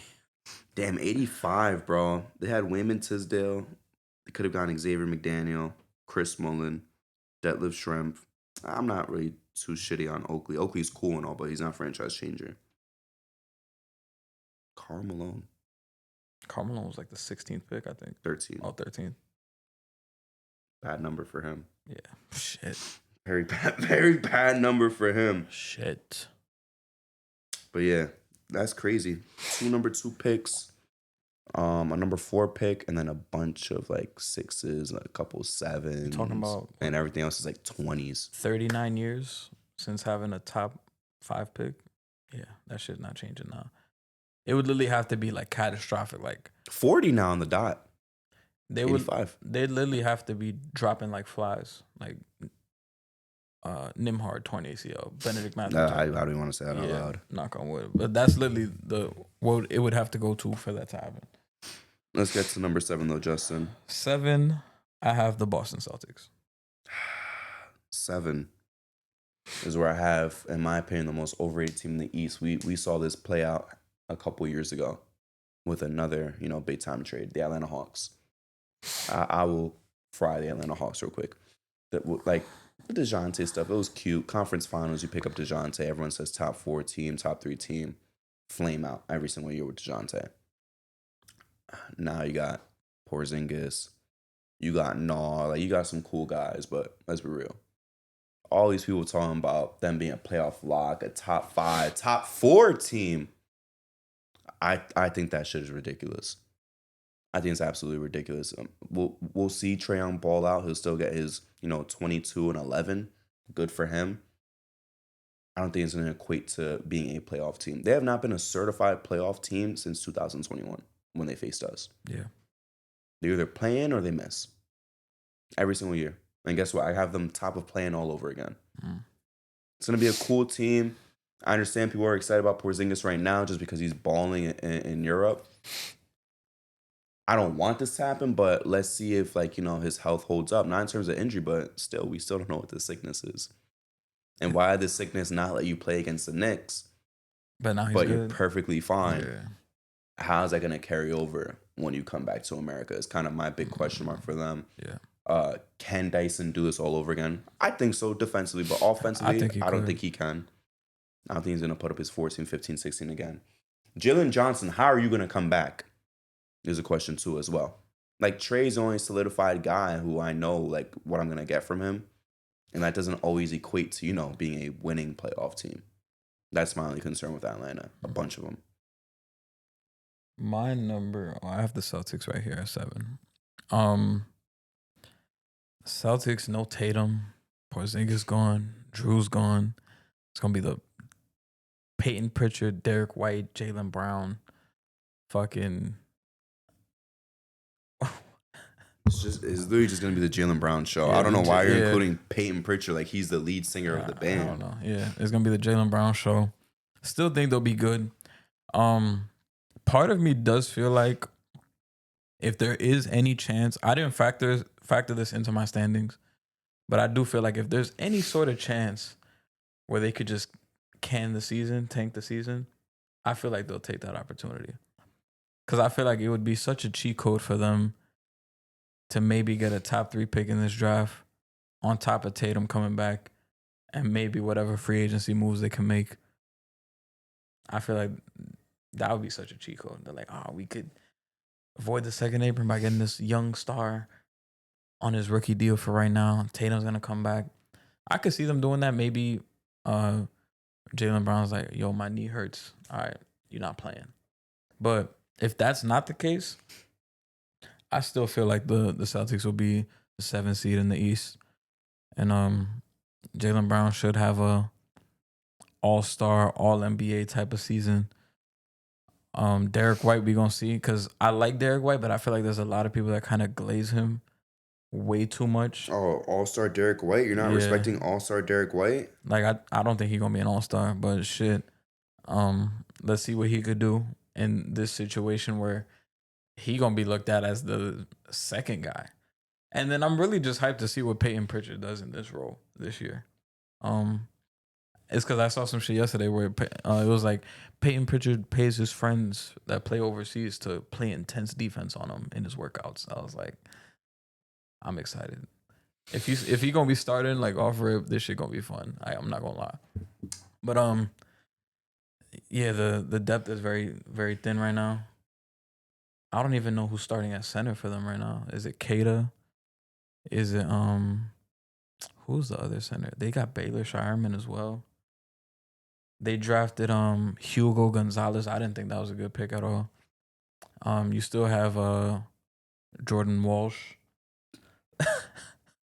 So we'll see how shit goes. But I'm just naming motherfuckers on the bench. The 12th guy. Yeah, it's very, very thin right now. You didn't say Simons at all. Yeah, my bad. I didn't even mention Simons. Respect my guy. I think for Simons, I don't think he's a guy that they're gonna be looking to keep. Yeah, off rip after Gannon, they've been kind of disrespecting him. Yeah, I feel like so long just to introduce him. I feel like he's gonna get there. I think he's gonna do his thing. I don't think it's the best idea to run Pritchard and Simons out there at the same time because that's gonna look ugly as shit defensively. But I think this is kind of just a year for him to like get his name popping off. Yo, come play for the Celtics. You're gonna have 25 national TV games. Drop 30 in a couple of these. We'll get your shit up and we'll trade you. Get something nice back. I think that's how they're gonna treat this situation with Simons. But I kind of feel like this is like a tryout thing for him, just to see what they could get back. Number 6, and I really contemplated putting them top 5. You have them playing. I have them certified playoff team. The Boston Celtics, we just talked about. Yeah. Like I hear what you're talking about. No Tatum. Then at the center, I hear all these concerns, Justin. I really do. Mm-hmm. You know who I have faith in, though. JB. Jaylen Brown. I had to look this up to make sure I get the absolute correct numbers. Make sure I get everything right. Jaylen Brown since the 1920 season, without Tatum in 35 games. So it's a pretty damn good sample size. Not the greatest, not full of a whole season, but it's about half a season's worth. Without Jason Tatum, Jaylen Brown is averaging 28, 8, and 4. 50% shooting, 59% true shooting. That includes a 50 ball and 3 other additional 40 balls. This man's going to be all NBA third team this year. To me, there's a top 15 player. I see him as a top 15 player in the league for this upcoming season. He's going to put up the numbers to do that. Fuck All-Star campaign. He's a lock for that, in my opinion. I'm talking, he's shooting for All-NBA. He's better than a Jaren Jackson. He's better than an Evan Mobley. You know, these guys who actually made it to All-NBA or damn near made it All-NBA. He's better than guys like that. By far. By far. And he's going to prove it this year. This is a guy who averaged 27. I know you laughing, but this is a guy. I was laughing because the by far shit. I thought he was going to do the Paul Pierce. Oh, no, I didn't do it on purpose. But with the Jeff Teague shit. But on some real shit, though, like, this is a guy who averaged 27 with Tatum. They took the same amount of shots. And I remember I said it for so many years, bro. Since, like, the bubble, I said, give him the same amount of shots, they don't have the same production. He averaged 27, Tatum averaged 30. I'm pretty sure I've said this on the show so many fucking times. The only thing that separated them when they're both taking 18 shots a game and 22, 23, the only thing that separated them was the free throw attempts, which Tatum had a crazy disparity because of superstar calls. Jaylen Brown, with him being able to put up 27 right next to Tatum, able to put up 28 without him since that bubble year, he's going to be more than fine to put up 26.5 points per game. He's going to put up 26.5, 7, and like 4 assists. He's never been a good playmaker. If anything, if I'm him, I would use this year to try to up my playmaking skills. I doubt that's what's going to happen, but that's what I'll take advantage of for this year with having some questionable, guard play in terms of playmaking. Like Derek White is a cool ball handler. I would never want him as my primary. Simons is more so of a scorer. Peyton Pritchard is more of a scorer. Tatum's always had that responsibility. You take that responsibility, and let's see you average 5.5 assists. Yeah. Shoot for 6. Even if it's to the detriment of your team, because when Tatum comes back, you're going to be that much better of a player where it's like, JT, I could bring the ball up. I can make the plays. When you sit down, I can make some plays in the playoffs. You're not going to be no Steve Nash. You're not going to be no Bron, but let's get those playmaking chops up. I'm high in Simons. I've always been a fan of Anthony Simons. He's a cool guy. Again, maybe they just shop him out. Hey, look at this shiny new toy. He's averaging 22 points a game. Does anybody want him? But if they're already, like in that top 5, top 6 range, maybe they just keep him going into the playoffs. Yeah. I am concerned, though, about either the Simons and Derek White or PP and Derek White backcourt. Yeah. Fairly small. But there's just going to be a small team in general, to be honest with you. I do wonder if Missoula does change shit up with this new lineup and kind of changes how they play. Because we'll see from there. Maybe they keep shit the same, take all them threes. But I don't know. Damn, one of these games, Jaylen Brown dropped 40 on Philly in 2021. And that's Philly as the 1 seed. Damn. Respect my nigga Jaylen Brown, bro. Who's your number 6? My number 6, I got the Milwaukee Bucks. Fair enough. Milwaukee Bucks, man. They brought everybody back. That was literally their offseason. They brought everybody back but Dame. Got Miles Turner. Signed Amir Coffey. I was kind of jealous at that. But you still got Giannis, who is the best player in the conference. So him by himself should be able to at least make you a top 6 lock. And I think the Miles Turner signing, that was a steal, honestly. I think that was good. I think the biggest area of concern with this team, though, is the point guard play. You're going to have, I think, Kevin Porter Jr. running out at point guard, which is fucking disgusting, bro. I'm sorry. And it's just like, who's going to take that secondary role for Giannis? Because as good as Miles Turner is, I don't see him as a number 2 option. And now he might have to play that role. You're going to ask Giannis to get a lot more boards. I mean, him and Miles Turner and Brook Lopez is damn near the same shit. I think he's just a much better Brook Lopez. Yeah, he's a better Brook Lopez. So it might be the same in that aspect. But who's going to take that secondary role? I think Taurean Prince came back as well. Amir Coffey, that's good additions. So we're going to see. I don't know. There's going to be more shots opening up for Bobby Portis off the bench. Now that Dame is gone, Kevin Porter Jr. might try to average 13. We going to see, but I don't. That's like the one thing I'm not a big fan of.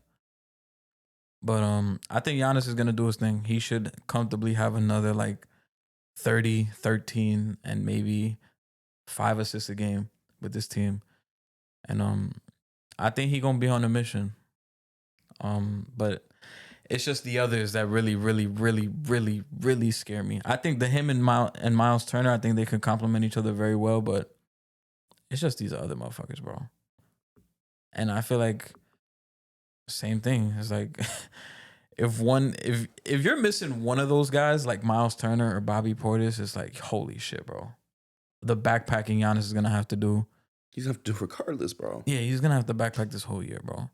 And I think he could do it in the regular season, but in the playoffs, it's gonna be tough if they get there.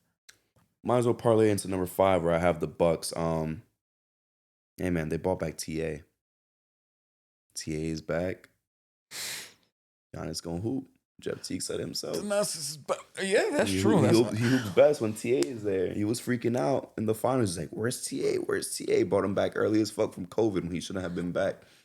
But on a serious note, though, the additions they made, they were like minimal. Of course, you're losing a star, damn near superstar, in Damian Lillard. But what you got to replace him, isn't too bad, but definitely doesn't make up an aggregate. You have Miles Turner, who is, like I said, a better Brook Lopez. I think they brought Gary Trent back too, if I'm not mistaken. Yeah, they also have another Gary. Gary Harris is on the team. He's not gonna do shit. Yikes! Him and Giannis cannot play on at the same time. And Cole Anthony. I forgot they got Cole Anthony. Anthony, let's see whatever he does. KPJ, I'm gonna need you to hoop out just to help Giannis out. Please save this man's career. Bobby Portis is still gonna be out there. This is a mid team, but while I have him confidently top 5, damn near, like I said, them and the Celtics are interchangeable, but they have the best player in the East, like you said. Yeah, he's gonna have another top 3 MVP finish. Giannis is gonna average 30, 12, and 5.5 all over again with 2 blocks and a steal. It's guaranteed.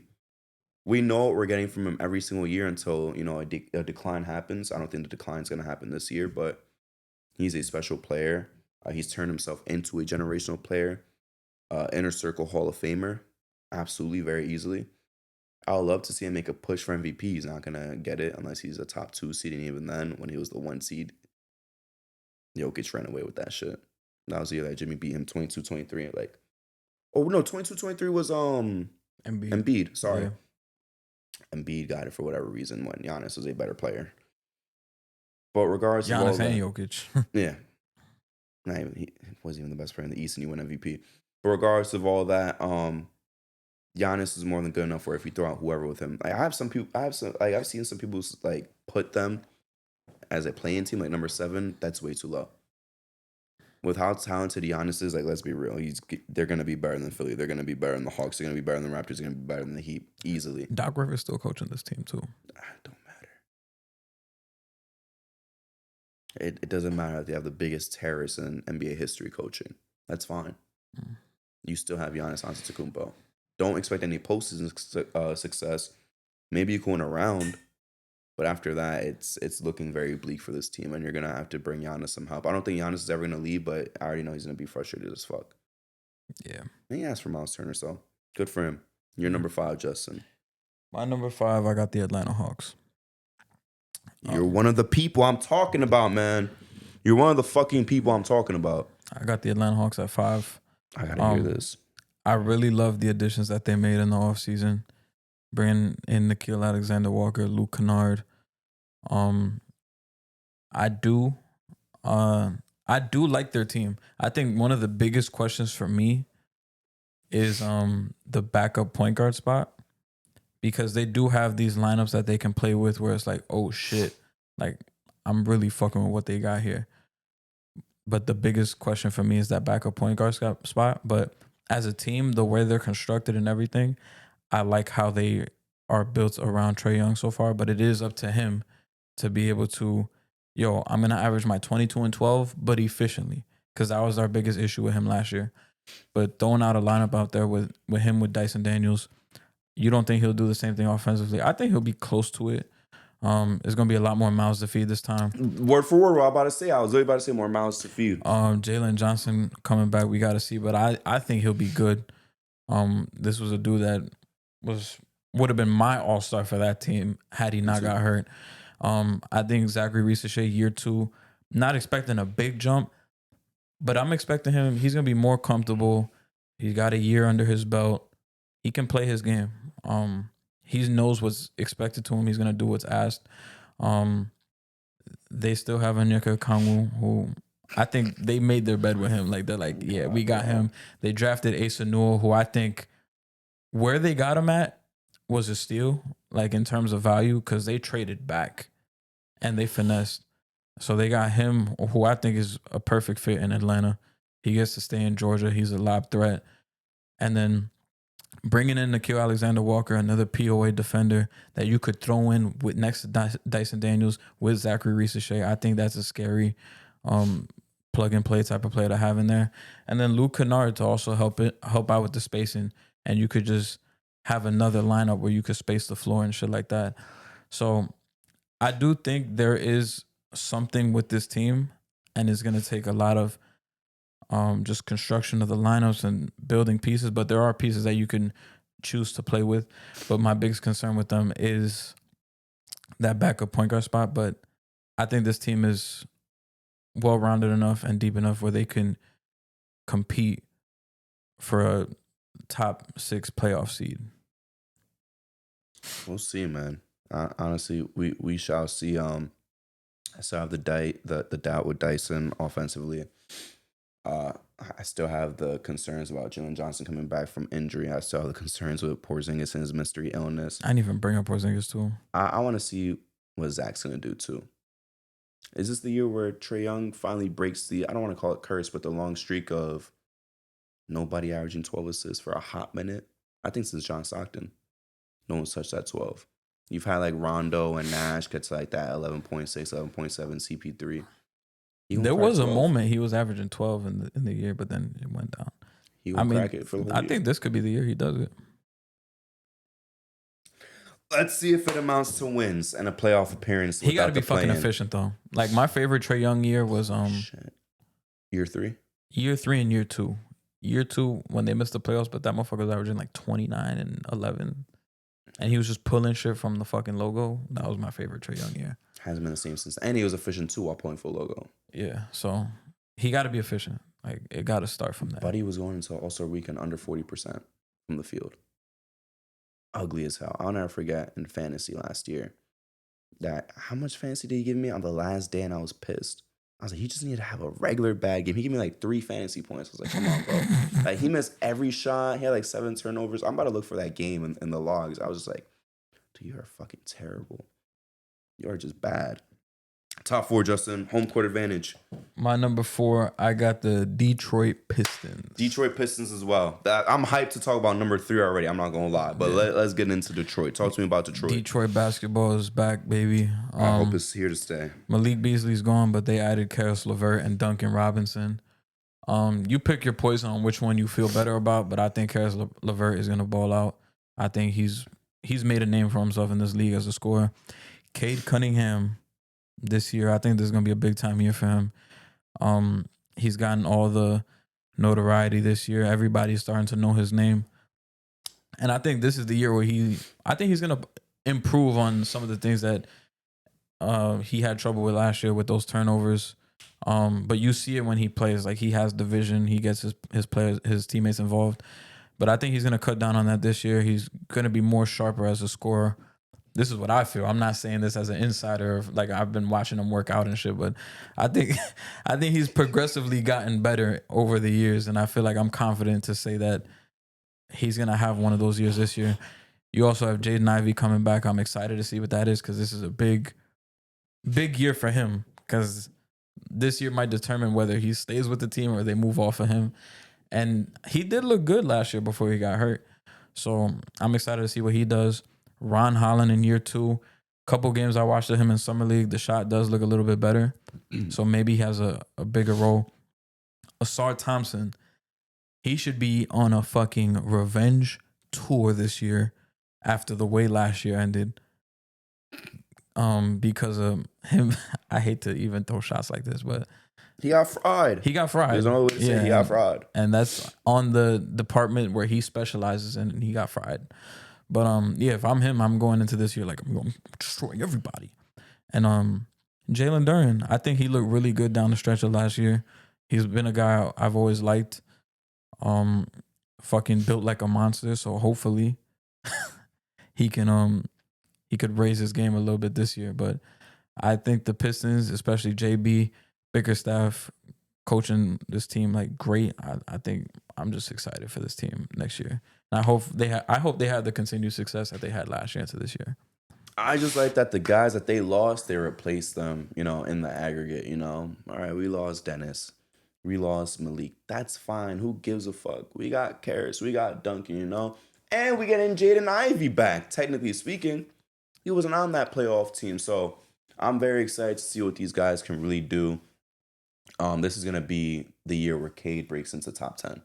I have a question for you. Even though I don't agree with this shit because it's just different in general. But how do you feel about the people saying, "Oh, last year y'all caught everybody by surprise. Y'all not doing that this year"?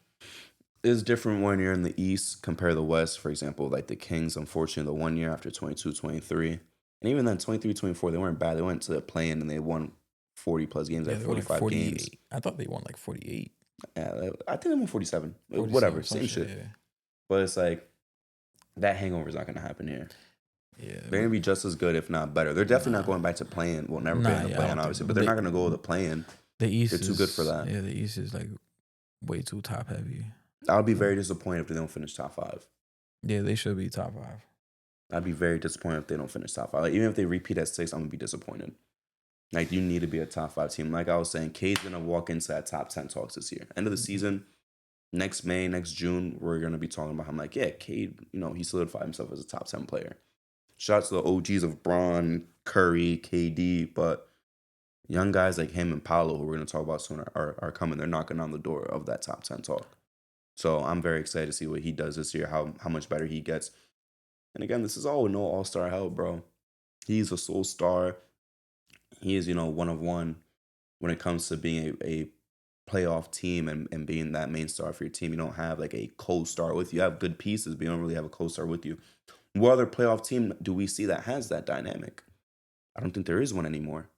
It's just him. He has a unique situation. Like Donovan Mitchell has Mobley and Garland. I'm not going to put Jarrett Allen there. I'm not going to be disingenuous.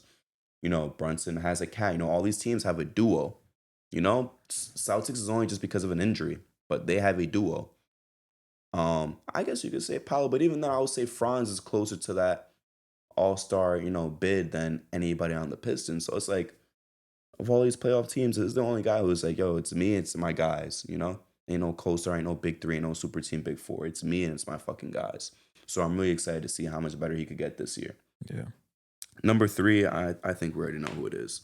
I got the Orlando Magic. Orlando Magic. I am hyped to see Paolo become a top 10 player in the league by year's end. Start of the season, before he got hurt, he was averaging damn near 30. I think he was averaging 28 and change, 29. Just absolutely dominant. Easy All-NBA prediction for him. Hopefully second team. Most likely third team, but hyped to see him. I know he's going to make it to All-NBA. Will Franz be an All-Star? I really hope so. Now that Desmond Bane is in a practice facility with windows, I hope he gets even better. He don't got to practice in the dungeon anymore. So I'm excited to see what he could do as well.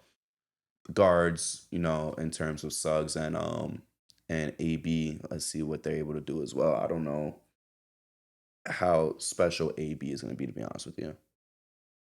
I don't really think he's going to be on nothing. But Suggs, Bane, Paolo, Franz, Mo/Wendell, I think they're due to win a series this year. Yeah. This is kind of like no pressure on them. The Paolo era has already been fairly successful. I mean, we're talking about a top 5 finish 2 seasons ago. Last season, a playoff appearance, so back-to-back playoff appearances. When was the last time they did that? Dwight?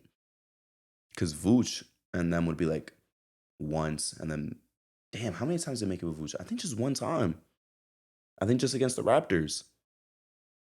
That might really be the one and only time. I think twice. I think they made it in 2020 in the bubble.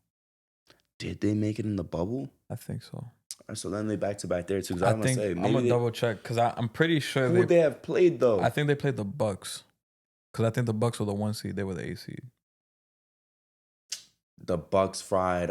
Because I remember the Nets were the 7th seed, I think, and they played the Raptors. The Bucks didn't play the Pacers. No, the Heat played the Pacers round Heat one. played Pacers. That was a 4-5. Damn. I'm pretty sure it was the Magic. Check real quick. Yeah. And Embiid was 2-7. Yeah. Okay. So they made it back-to-back It years. was the Magic. I was gonna say all the way since Dwight, but again, Damn, shout out Vuccio. It's gonna be the first time they three-peat then since Dwight. Since You know, Dwight, I'll say that. But I want to see Franz make that official jump. He basically did, to be honest with you, but I want to see him in the All-Star game. Yeah, he made that jump. It just sucks with the new format. Last year, before he got hurt, I think he was gonna be a lock to make it. Him and Paolo, they both would have made it. Yeah, I'm excited for this team. It sucks that they're in the same conference as my favorite team, as our favorite team, but I love Paolo Banchero. I'm wishing that he has a great season. Franz hooped. I just hope he could do it in the big games when I'm rooting for them. I think my biggest concern with this team, and I've said it back in the early offseason episodes, was their point guard play as well. Because it's looking like Jalen Suggs is going to start at the point, which he did in high school and college, but he hasn't really shown that in the NBA. And we'll see how it goes, because I feel like at the NBA, he isn't a point guard. He's kind of like that Marcus Smart role. So we'll see how that goes for them. And one of their underrated signings, which I was upset at when they did it, was they got Tyus Jones. And I really like that signing for them, because now they have a steady backup point guard. Anthony Black, I really don't know what to expect from him. Defensively, he showed some flashes and glimpses, but can he improve as a spacer? We'll find out. I really liked Tristan Da Silva in last year's draft, and I think he's only going to continue to grow. And I think he's going to complement the core group of guys well. We'll see how Mo does. Hopefully he's back and fully healthy. We'll see how Wendell does. I'm excited for this Orlando Magic team and see what Paolo can bring to the franchise, because I really want that streak to continue of number one picks getting drafted to the Magic, making it to the finals. I just hope it's not this year, but I hope it does happen eventually. Hopefully it happens after we make the finals. I think they're going to be able to do it. Like after us, of course. I think when, Boston ages out a little, which of course there's some time to that, but it's a very young team. This is a very young team. When Boston kind of ages out a little bit, when we kind of age out a little bit, who knows what happens with the Cavs. I think them and the Pistons are the future powerhouses of this conference. Yeah, Paolo's only 22. Yeah. Shit. Cade's young as hell as well. So this is easily going to be like the two powerhouses, in my opinion, unless there's some major shakeup, like the Miami Heat gets some young superstar or something somehow, some way. I'm not going to say nothing about like the bottom feeders. No disrespect. Yeah. But if the Heat were able to do something crazy, if somehow Philly gets their act together after the Embiid era, this is going to be the two guys. Yeah. Number 2. You want to say it on 3? I guess. 1, 2, 3, Cavaliers. Okay. My mindset, hey, you went all out last year, led to fatigue, led to injuries. Y'all chased that 60-plus wins. I respect it. I have no problem with that. You chased the 1 seed. None of us could have predicted the Cavs to be a 1 seed. I don't think there was anyone in the world last season who said the Cavs would be the 1 seed. So congrats on that. I think I had them as like the 5th seed. Yeah, I had them like a 4 seed. You feel me? 4 seed, 3 seed, whatever. Now is when they probably realize, like, yo, we don't have to do all that. Like, let's conserve our bodies. Let's take some rest. Let's slow it down a little bit. Let's get the W's that we can, so on and so forth. We don't got to chase those 60, 65, 70 wins. Let's just do our thing and win the playoffs. Donovan Mitchell, we know he's a superstar. Garland, I'm gonna need some sort of jump from you. I'm gonna need some sort of jump with you when you're playing next to Donovan Mitchell. Or else I hate to open up the can of worms. They went away because they won them 60-plus games, but it's open again, all over again. Can these two coexist? I think so. But I just want to see that jump from him all over again. Evan Mobley, more offense, brother. You were hooping in the playoffs in terms of scoring. Yeah. Absolutely hooping. Deadly from 3, shot 40+% from 3 in the playoffs for the entire run. He's great. I want to see him average 20 plus this season. Hopefully, it's possible for them to be a trio of guys averaging 20 plus points per game. But now the real question isn't going to be no more regular season, all this shit. Now it's like you won 50 games first year with Donovan Mitchell. Yeah. Lights too bright. You lose in 5. You win a series last year, 2 seasons ago, lose to the Celtics. That's perfectly fine. You had injuries. Lose to the Pacers. Injuries or not, man. When you get 60 plus wins, you got to make it to conference finals, period. A lot of people like to clown on Embiid, understandably so. I understand Embiid's a way better player than Donovan Mitchell. Donovan Mitchell has not made a conference final yet either. Twice he's been the 1 seed and been kicked out in the second round. So it's kind of getting to a point where when are we going to see Donovan Mitchell fully break through? Maybe it's this year. Yeah.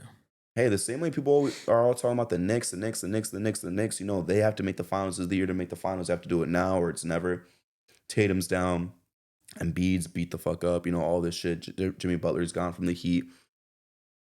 That same pressure needs to be applied to the Cavs as well. Yeah, I don't hear people saying none of that about the Cavs. And I'm not complaining that, you know, like we getting that pressure, but it's all on the Cavs too as well. At least we made it to conference finals. You know, there's no third place medal in the NBA. But man, the Cavs, this might be your one and done as well. Are we the only team that made the conference finals and we get shit for it? Ever? I mean, in recent. Because I feel like for me, I've always looked at if you made the conference finals, that's like you one of them teams. The problem was that was also our easiest chance to make the finals too. No disrespect to the Pacers, but going to the series, come on. I mean, I guess the Pacers did get some shit for it too. Because we beat the Celtics, and after the Celtics, it was like, yo, we might be primed for a finals appearance. We just got to get through either the I can't even say the Pacers or the Cavs because that series was already over basically. That shit was already put in the bed, but it was literally just like we just got to get past the Pacers, and this is not no super team. We went to 7 last year because we were all beat the fuck up. We're a better team now. We have better additions, and we fumbled. So rightfully so, I can understand the criticism, but it's like the same way people are saying we have to make the finals. I think the Cavs have to as well. And if it's neither of us, that's going to be insane. Yeah. Yeah, I have the Cavs too for the same reasons as you. I don't think it's like, oh, this team got exposed. They're going to be worse this year. People are going to, they caught everybody by surprise. I don't think that at all. I just think that they're not going to gun for 60 plus wins this year. And I don't think they should because, especially in this East, I feel like you could win the number 1 seed with like 55 to 57 games. Yeah, you don't have to OD. Yeah, you don't got to OD. So I think they're gonna push back a little bit. We'll see how it goes from here. Darius Garland, knock on wood, he got to stay healthy because it feels like every year he always dealing with something. Yeah. Something came out like a week or two ago. Max Strus, he gonna miss like the first, I think like 2 months of the season or some shit like that. With an injury, or I think he just had surgery or some shit. So he's gonna miss like the first 2 months of the year. It's okay, they got the replacement. Yeah, they got DeAndre Hunter. Hopefully they start him, or maybe Lonzo Ball at the 3. Lonzo starting at the 3. Nah, bruh. I mean, I guess do what you may. And then they also signed Larry Nance, very low key move. I like that pickup though. But we gonna see. I'm excited for what Evan Mobley does in this season. Another expansion to the offensive game. This is the biggest year of Jared Allen's life, probably. Yeah, you keep adding life, bro. Yeah, of his career. This might be the biggest year of Jared Allen's career, cause damn, I thought he was gonna be out of there, but they brought him back. Garland's back. Whole team is back. Damn, I'm blanking, bro. They're expected to be one of the top teams, and Kenny Atkinson showed that he is one of the best coaches in the league, and he did a phenomenal job with this team. So I think that is going to continue. I just don't think they're gonna go for 64 wins. They just going. I could see them winning like 55 to 56 wins this year. But great season. They also do have the pressure of making the finals. That should also be said as well. Yeah, it has to be all on them as well. The same pressure that we're getting, which is exactly what we're going to talk about, they have as well. I always said that leaves number 1 undisputed the New York Knicks. I know you said the Cavs go win like 55, 56 games. I think they're going to cap out like 53. We'll have like 56. It's going to be a race going into the last couple of weeks. Like I say, how much is going to be close. We're I not just going to want be to gunning win. for 60. I just want to win more than fucking 51. Yeah. Like See, 50 and 32 was cool that year. Then this past season, I was hoping we was gonna get more, but we got 51. Technically, we did. Yeah, Melo's best year, we went 52. 54, I think. It's 52 or 54, one of the two. Pretty sure it was 54, but I'm like, I want like a 53 and up. Let's get 55, man. Let's get 55. I think that's enough. And then the Cavs get 53. We're talking about all the pressure that we have. Look at the additions, man. So last year, we just got better and better. Last year, let's talk about the Brunson era. Get Brunson, him and Randall doing the thing, RJ Barrett, all this shit, right? Win a series, lose to the Heat. Had a real chance to go to the conference finals. Brunson's first year. Year 2 of Brunson, kind of get stopped in the same place. That's fine. Lose to Indy in 7 games, injuries and all this shit, right? We also got better because we got OG. We had lost IQ and RJ. That was perfectly fine because we bought an OG. Last year, break through the conference finals. Not only that, but considering that we could not beat the Knicks can't beat the Knicks have a so-and-so record versus The top teams. but they also specifically say the Thunder, the Cavs, and the Celtics never include the Nuggets, never included anybody else, right? Because that would destroy the narrative that we're beating the other teams.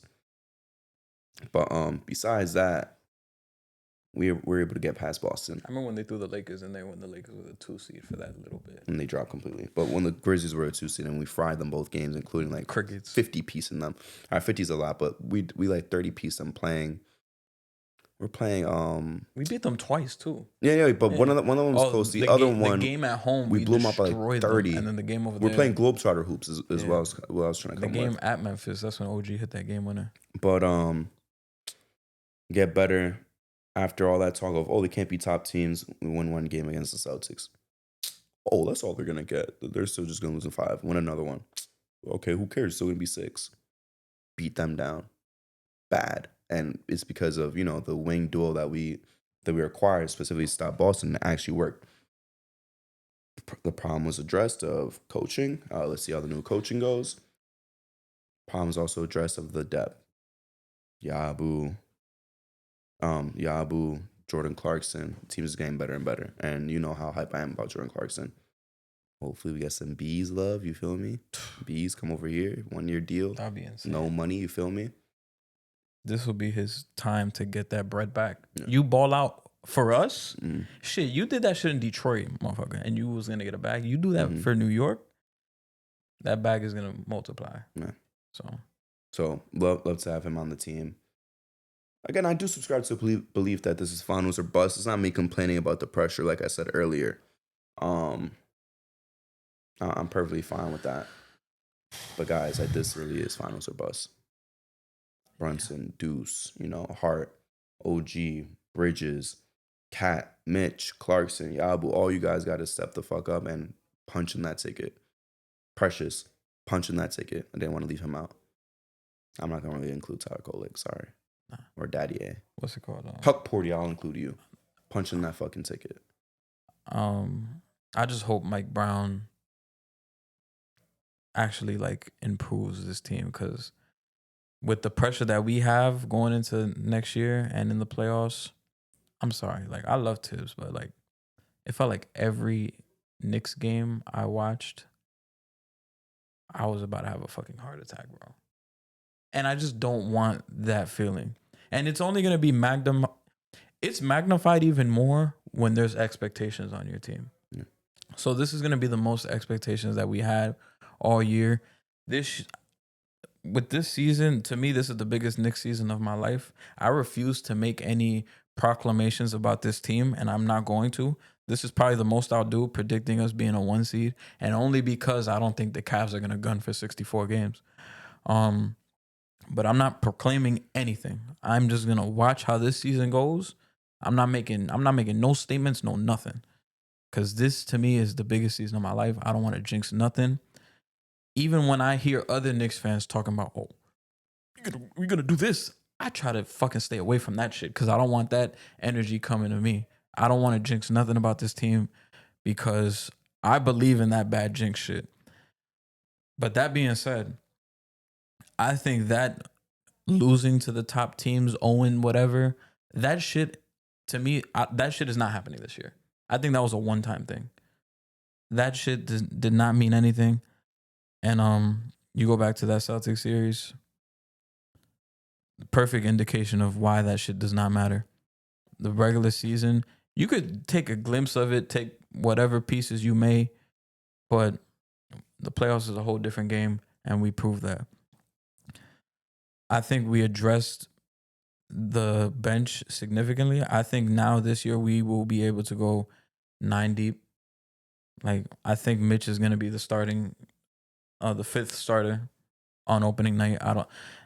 Which is great because now you have Josh Hart, Yabu, Clarkson, and Deuce off the bench. That is a good 9 deep you could go. And we'll see. That's not even mentioning Huck Porty. Hopefully, I think Daddy A would be the one outside of Huck Porty that does get some burn because it's like, motherfucker's 6'7", he's young. Let's just throw him out there for 10 minutes and see what he got. If I'm Mike Brown, though, I would be very, very careful with Mitchell Robinson. Like we talked about earlier about Embiid not playing back-to-backs, I would not play Mitchell Robinson on back-to-backs. Absolutely not. I would never. Nah. I think those back-to-back nights, you could throw in either Huck Porty or Yabu and just experiment like that. But the one thing I really do like about this team is... Hey. What? You ignored him twice. We could go 10 deep. You ignored him twice. And now you're talking about bigs. That's not Mitch. Show Precious some love. Is he even on the team? Is he not? I don't think so. He's a free agent? I think I'm he about to see is. right I now. don't think he's like officially on the team. Can we bring Precious back, please? I'm not gonna lie. I'm kind of good on Precious. I like Precious. I like when he screams out, bro. No, Damn, yeah. Most recently, he's played not, for the Knicks. Yeah, he's not on the team. Yo, hold on. I'm so sorry. Can you listen to the names of his siblings? Oh yeah, some crazy. I don't remember, but it is some wild shit. Can I guess? Like, isn't it like God's gift? One of them With an apostrophe. Yeah. I think that might be the only one I know. Promise, grace, peace, and God's will with an apostrophe. So there's God's will and God's gift. Yeah. Wow. Shout out to Precious, man. But my biggest concern with the Knicks though is also backup point guard. That's the one thing that we're kind of lacking in, that backup point guard spot, because it's like our starting five, I don't really trust none of those motherfuckers with the ball outside of Brunson. Like if it's not in Brunson's hands, I don't really trust any of them.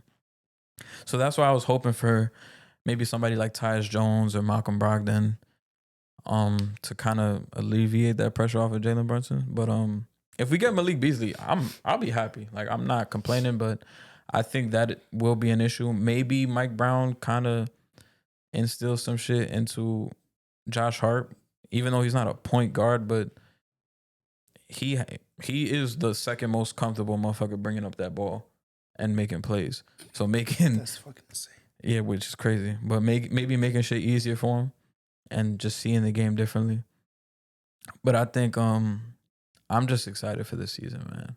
Like I really hope this change with Mike Brown is the right one because I think it needs to be had. I appreciate Tips for everything he did, but I think Mike Brown, I think he's gonna push this team where it needs to be. Because I feel like Mike Brown, as much shit, and maybe I wasn't as hyped when he was a finalist to be the head coach for this team. I know I wasn't. But when you follow his career and all the shit he's been through, I feel like he's experienced kind of everything in the league as a coach, which is something I do like. Going to the finals in 2007 with Brown. Whoa, he did admit though that his plays would really just be like, give Brown the fucking ball. I love that though. He's honest though. He's like, motherfucker, give the ball to Brown. Yeah. Get the fuck out the way. Like, not to take credit away, but shit. Nah, yeah. That's all shit.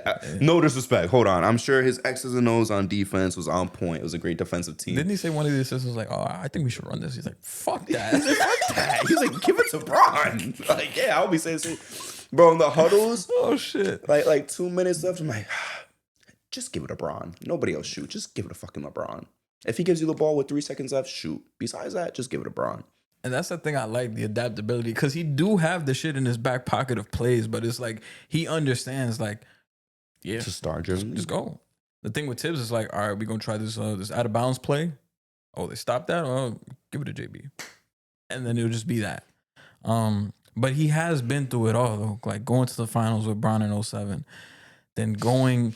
I think he was put in a shitty situation with the Lakers, low key. Going to the Lakers in 2011, 2012. They were the 3 seed. They lost to the Nuggets. And then he got fired, I think 5 games in the next year with Steve Nash and Dwight.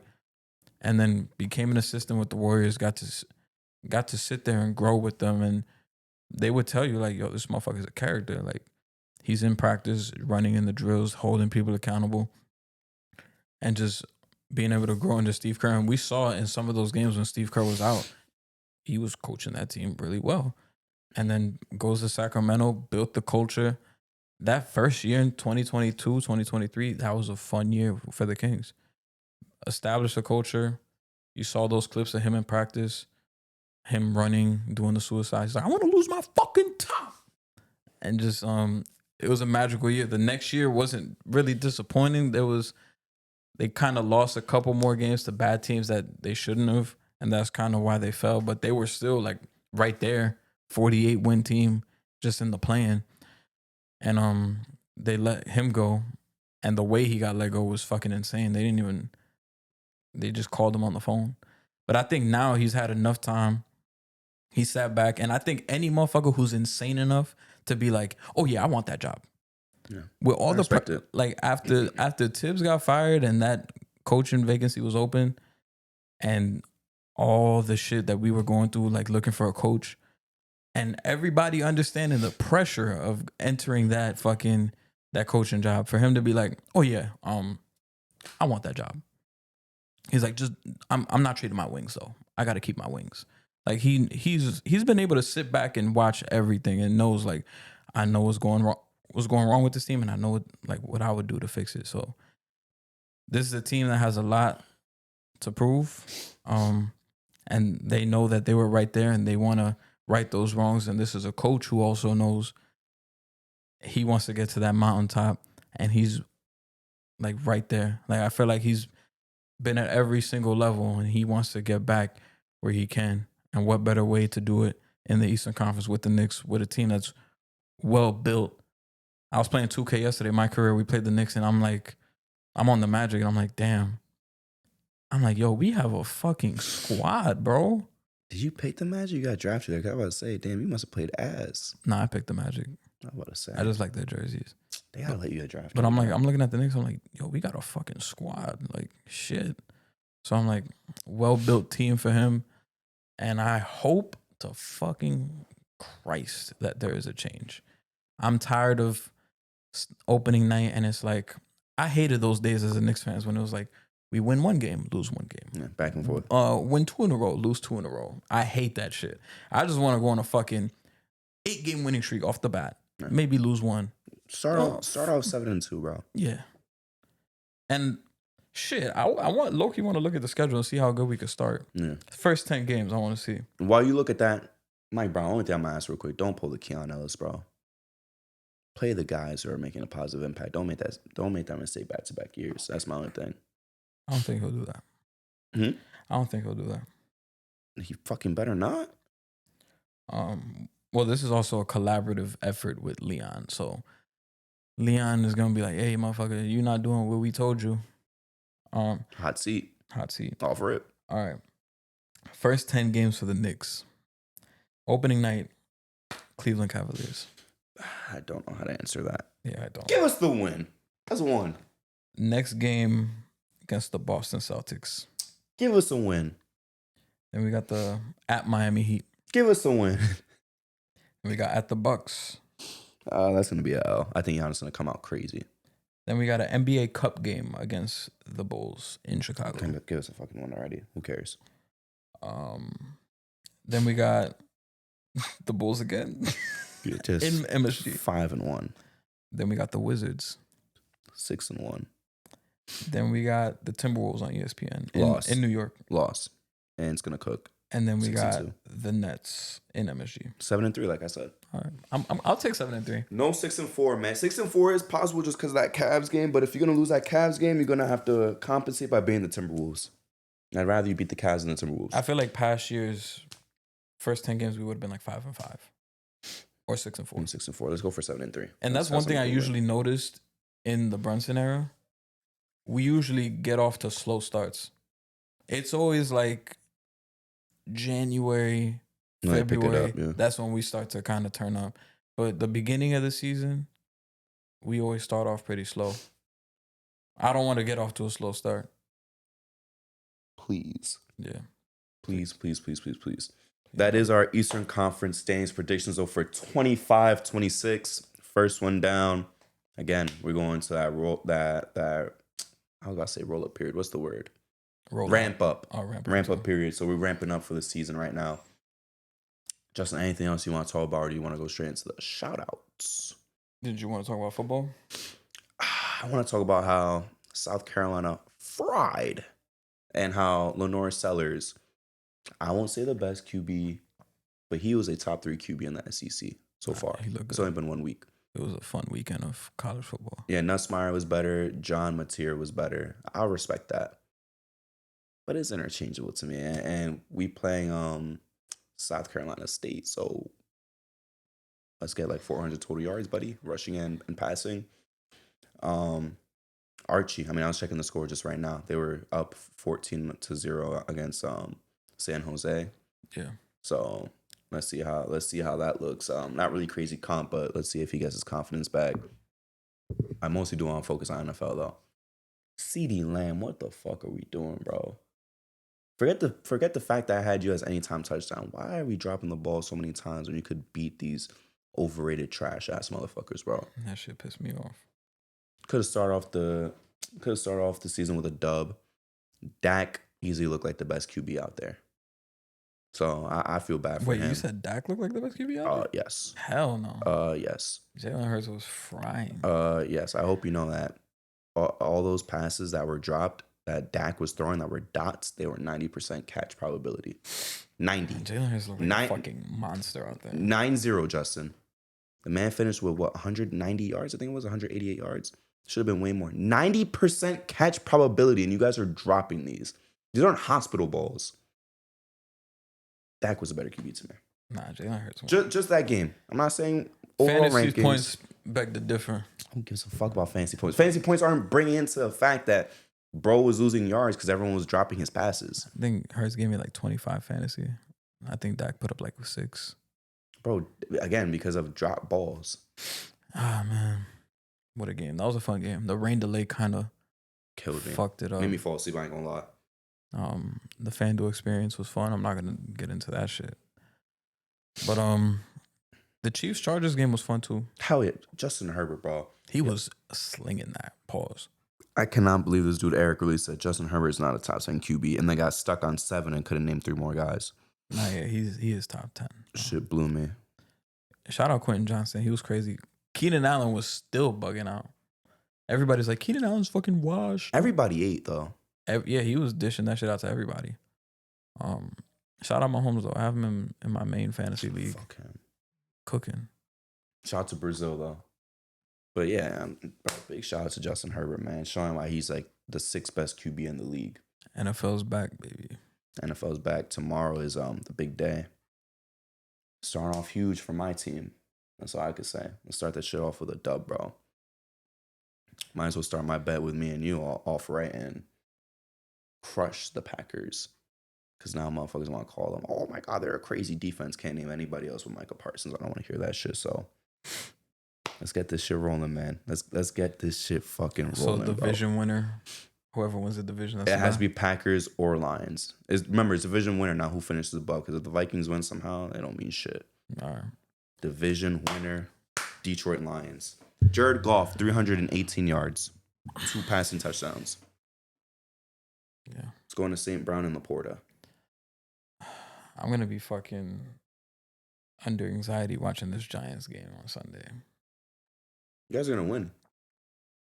I'm not even trying to troll. You guys are gonna win. At first I was like, shit, upset. We're gonna, but now I feel like everybody's liking the Giants, and now I'm like, shit, everybody likes us too. Shit, I think you guys are gonna win.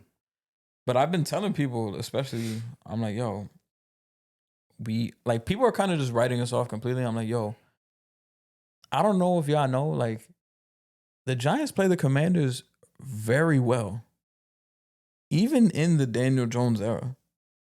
Like, that is the one team in the division where we will be neck and neck with. Dallas owns us. Philly, for the most part, be kicking our ass. But Washington, like 2023, when we beat them both times that year, one of them with Tyrod starting. Then last year, we lost to them by 3 because we didn't have a kicker. And the second time, we lost to them by 5. And that's now this year with an improved defense, better quarterback, couple more weapons. We'll see how it goes. I'll never forget this shit. 2020, the Commanders, who were the football team, they won the NFC East. 7-9 they went. And the Giants swept them that year. Beat them both times. I think they swept Philly. So embarrassing. They swept the Cowboys, but they got swept by us. So we are the one team where it's like we match up very well with them. Like, we always play hard against Washington for some reason. Under 500 division winner. Wow. Yeah. So we'll see how Sunday's matchup goes, but I'm very confident though. I'm confident in my team. I'm confident in the Giants. Oh, I'm confident in the Vikings too, even though I'm not a Vikings fan. Who the Bengals play? I gotta see. The Browns. Okay, yeah. And give me the Bills over the Ravens. And the Browns are, the Bengals are historically known to start off slow every year. Yeah. But there's going to be the year that. Because I remember the year they went to the Super Bowl, they started off like 0-2. Last year, they started 0-3.